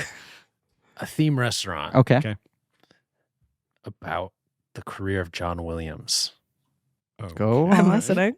So Not it- about My his work, stomach about- is rumbling. it showcases all of his different themes. And this translates to food how? Yeah. Bum ba da bum. Uh-huh. Hamburger, French fries. Now, this is just one of those classic Ben ideas where you're like, it doesn't make a lick of sense. You could do But it. I'm in. Griffin is on the floor. I just want to say that for the listener. How would Griffin you, is how on would the you write floor. that out? I Ben? don't know. For like, The waiter tells you. This poor waiter. Every time you're like, hey, can I have a hamburger? And he's like, no, it's it's like when there's something like, Ba-ba-da-ba. when there's something crazy on the menu and you have to be like, can I get the like slap your mama tongue twister, whatever? But it would instead be like, can I get the bum ba dum bum hamburger fry? hamburger fries. How do you want that cooked? Medium rare. I do not have the hubris to think that I can predict where Ben is ever going. Right? Truly, like I it's enter just, in- it doesn't make any. What he just said doesn't make any fucking sense. Yes, it does. Anytime he is It's a theme whining, restaurant. No, but there's so many more options we could go with. Too. anytime he is teeing a bit up, I sit back with humility and I go, I am in his hands. I have no control over this. But God, I was so confident that Bantadata was going to lead into something that starts with a ba or a da. No, I was think he's surely not just going to take a different food item and break it into the rhythm of the theme. It'll be like ba ba ba bolognese. Well, we or can't some make the shit. menu too challenging. no, but I think it's so brilliant because Wait, what are the rules here? Sorry, go ahead, you Olivia. get brilliant because the themes are so recognizable that you could do like dun dun. Dun, dun, dun, dun, dun, dun, dun, dun, dun, dun, chicken tender. Well, that was good. Ben, what do you think? I like it. All right, good. I'm just imagining some like Saudi financier where you're like, I need $800 million for a franchise, across the world. Big Laurie's ears are burning And you're right like, now. ba-ba-da-ba, hamburger fries. And the guy's like security. Just hammering that silent alarm. I texted this to Blank though, but I had an incredible dream recently that the Times Square Planet Hollywood reopened and every floor was a different property. And they were like, and we're doing TV now. And one floor was The Sopranos. Sure. Full circle. But then it was like, here's the Spider-Verse floor. And like the menus are different and the theming's crazy. But they weren't singing. That's the flaw. My brain couldn't think that Right. You're wide. right. You're, Yeah. Yeah. You couldn't turn off the dark. I couldn't turn off the dark. Is that the end of the top 10? Yeah, that's it. David, can you just tell me what the other films in the top 5 of the year for 84 were? Out of curiosity. Yeah, you had 1984 domestic box office. So we have Ghostbusters. Beverly Hills Cop, Indiana Jones at the top. Yeah, and then fucking Box Office Mojo is messing. I don't know what we're talking about. It's a great website. It works. It works Here we go. properly. Numbers. Here we go. Okay. Much better. Mhm. Gremlins is number 4. Okay. The only other 100 million grosser of the year. Was Gremlins? Yes. Gremlins ended up at 151. Yeah, it was so That's big. crazy. It was so big. Yeah. Number 5 is The Karate Kid. Okay. Number 6 is, we already mentioned it, and please get your rejoinder ready, Police Academy. ACAB. Number 7 is Footloose. Uh-huh. Number 8 is Star Trek 3: The Search for Spock. Yeah. Spock, not Spot. Sure. Spot is under the rug. Uh-huh. If I've read Spot, where's Spot many, many times. Mhm. Or is he in the basket? I can't remember. Number 9 is Romancing the Stone. And number 10 is Purple Rain. That's a pretty fascinating snapshot 10. Yeah, I mean, Yeah. it's a pretty good year. It is. Yeah. Yeah, I don't know. I mean, it's a lot of movies that got sequelized. I was going to say. Yeah. Every one of those movies is either continuing a franchise or becomes some sort of Except for franchise. Footloose. Footloose gets a remake, and a remake. Broadway show. It does. Like, it does. much later. But it becomes a And Purple Rain gets a sort of quasi sequel in a weird Yes. way. sure. Not a bad movie. We talked about covering it. Yeah, Maybe he'll be on March Madness again. At this point, it'll be settled. I think you will be, right? I think he will be. Right? The format we're going for. I think, I think he's the in format we're going for, he'll be there. People will know it's March. It's March. it. Yay! Olivia, Yeah. thank you so much for being Oh my here. God, miss you. guys, Move I back know. to New York. I will move back to New I know York you will. in a Hell year yeah. and a half. But in the meantime, if you're Blinky and you see me at the Elmwood Rialto in Berkeley, Hell California, Yeah. say hi. Oh, please do say. And call in any burger reports, please. Please. True. There aren't a lot of celebs in the East Bay. It's got to be one or two. A couple trying to Actually, hide Boots, out. Boots Riley lives in Oakland, so Okay. I'll probably see him at He's some finally point. working on another maybe. movie, right? Yeah. Yeah. Yeah. Anything you want to plug? I work at thecut.com. Hell yeah. I'm the person who picks the essays. Hell Just yeah. kidding. I love the choice. I'm anonymous. I love choosing the essays. Yes, I'm the one who everyone sends in their essays, and I Yes. say this one. No, Anytime I read one, I go, well picked. I'm blogging every day at the Cut, so you can just type that into your phone, and you'll find me. Fab. I got to Fab. go make pasta. Yeah, I gotta go see a musical with my Which mom. one? Maybe Happy Ending, the Darren Criss one. Mm. No sense of if that's good or not. Neither Yeah. do I. So I'm What- excited. Pesto pasta? No, I'm making a ragu. Yum. That feels like, is that a recent shift? I mean, it's not for my daughter. Okay. She'll just. It's not for your daughter? No, it's for everyone else. I mean, my daughter will, I'm sure, eat mac and cheese or pesto like she does every single night. Okay, so see, that's why I was Yes, guessing pesto because... No, I it's just a wanna- fair guess. It's a Yeah, fair thank guess. you very much. Thank you all for listening. I have a I deck have- I have to I have- make. You have a deck you have I'm to not make? talking about want to test your house. I'm talking about a Business creative style. deck, baby. For David's us? walking away. I don't know what's going on. This is kind of a weird... things have taken a Temple of Doom turn. We got to get back above ground. We got to get back above ground. On the Patreon right now, Yes. we just recently did, just yesterday, Analyze. No, we'll be doing... we are now, we did our second entry in the Star Trek Yes, The Next Generation. Cool. card era. Mm-hmm. Fun. But we're And- including Galaxy Quest with that. I love that movie. It's a perfect movie, and I just found out that Ben has never seen it. We're You've going to never get seen it? a No. fresh on Mike first time Oh watch. my God, you're going to love I it. think it's going to kind of blow his mind. Yeah. I told him it is one of the perfect movies. Alan in my Rickman life. is incredible in This that is movie. the thing is every time I watch it, I'm like, who's my best supporting actor pick? And it changes every time. Yeah. Everyone is good in it. Everyone's great in it. It's incredible. Anyway, look forward to that Hell yeah. in April. Yeah, that'll be April 1st, is that right? April 21st. Okay, a little later. Also, then later this month, we'll do a Spielberg bonus episode about the Twilight Zone, the movie, as well as. Only his segment, Right. but then his 2 amazing story segments. Correct. Yes, Spielberg anthologies. Yeah. And tune in next week for an episode on The Color Purple, a movie. Probably be just as goofy as this I was episode. going to say. I imagine. And you know what? You're allowed to make that joke, and I'm glad you did. Thank you all. And as always, bum, bum, bum, bum, hamburger.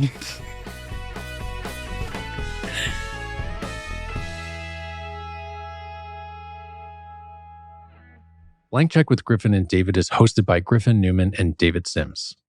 Our executive producer is me, Ben Hosley. Our creative producer is Marie Barty Salinas, and our associate producer is AJ McKeon. This show is mixed and edited by AJ McKeon and Alan Smithy. Research by JJ Birch. Our theme song is by Lane Montgomery and the Great American Novel, with additional music by Alex Mitchell.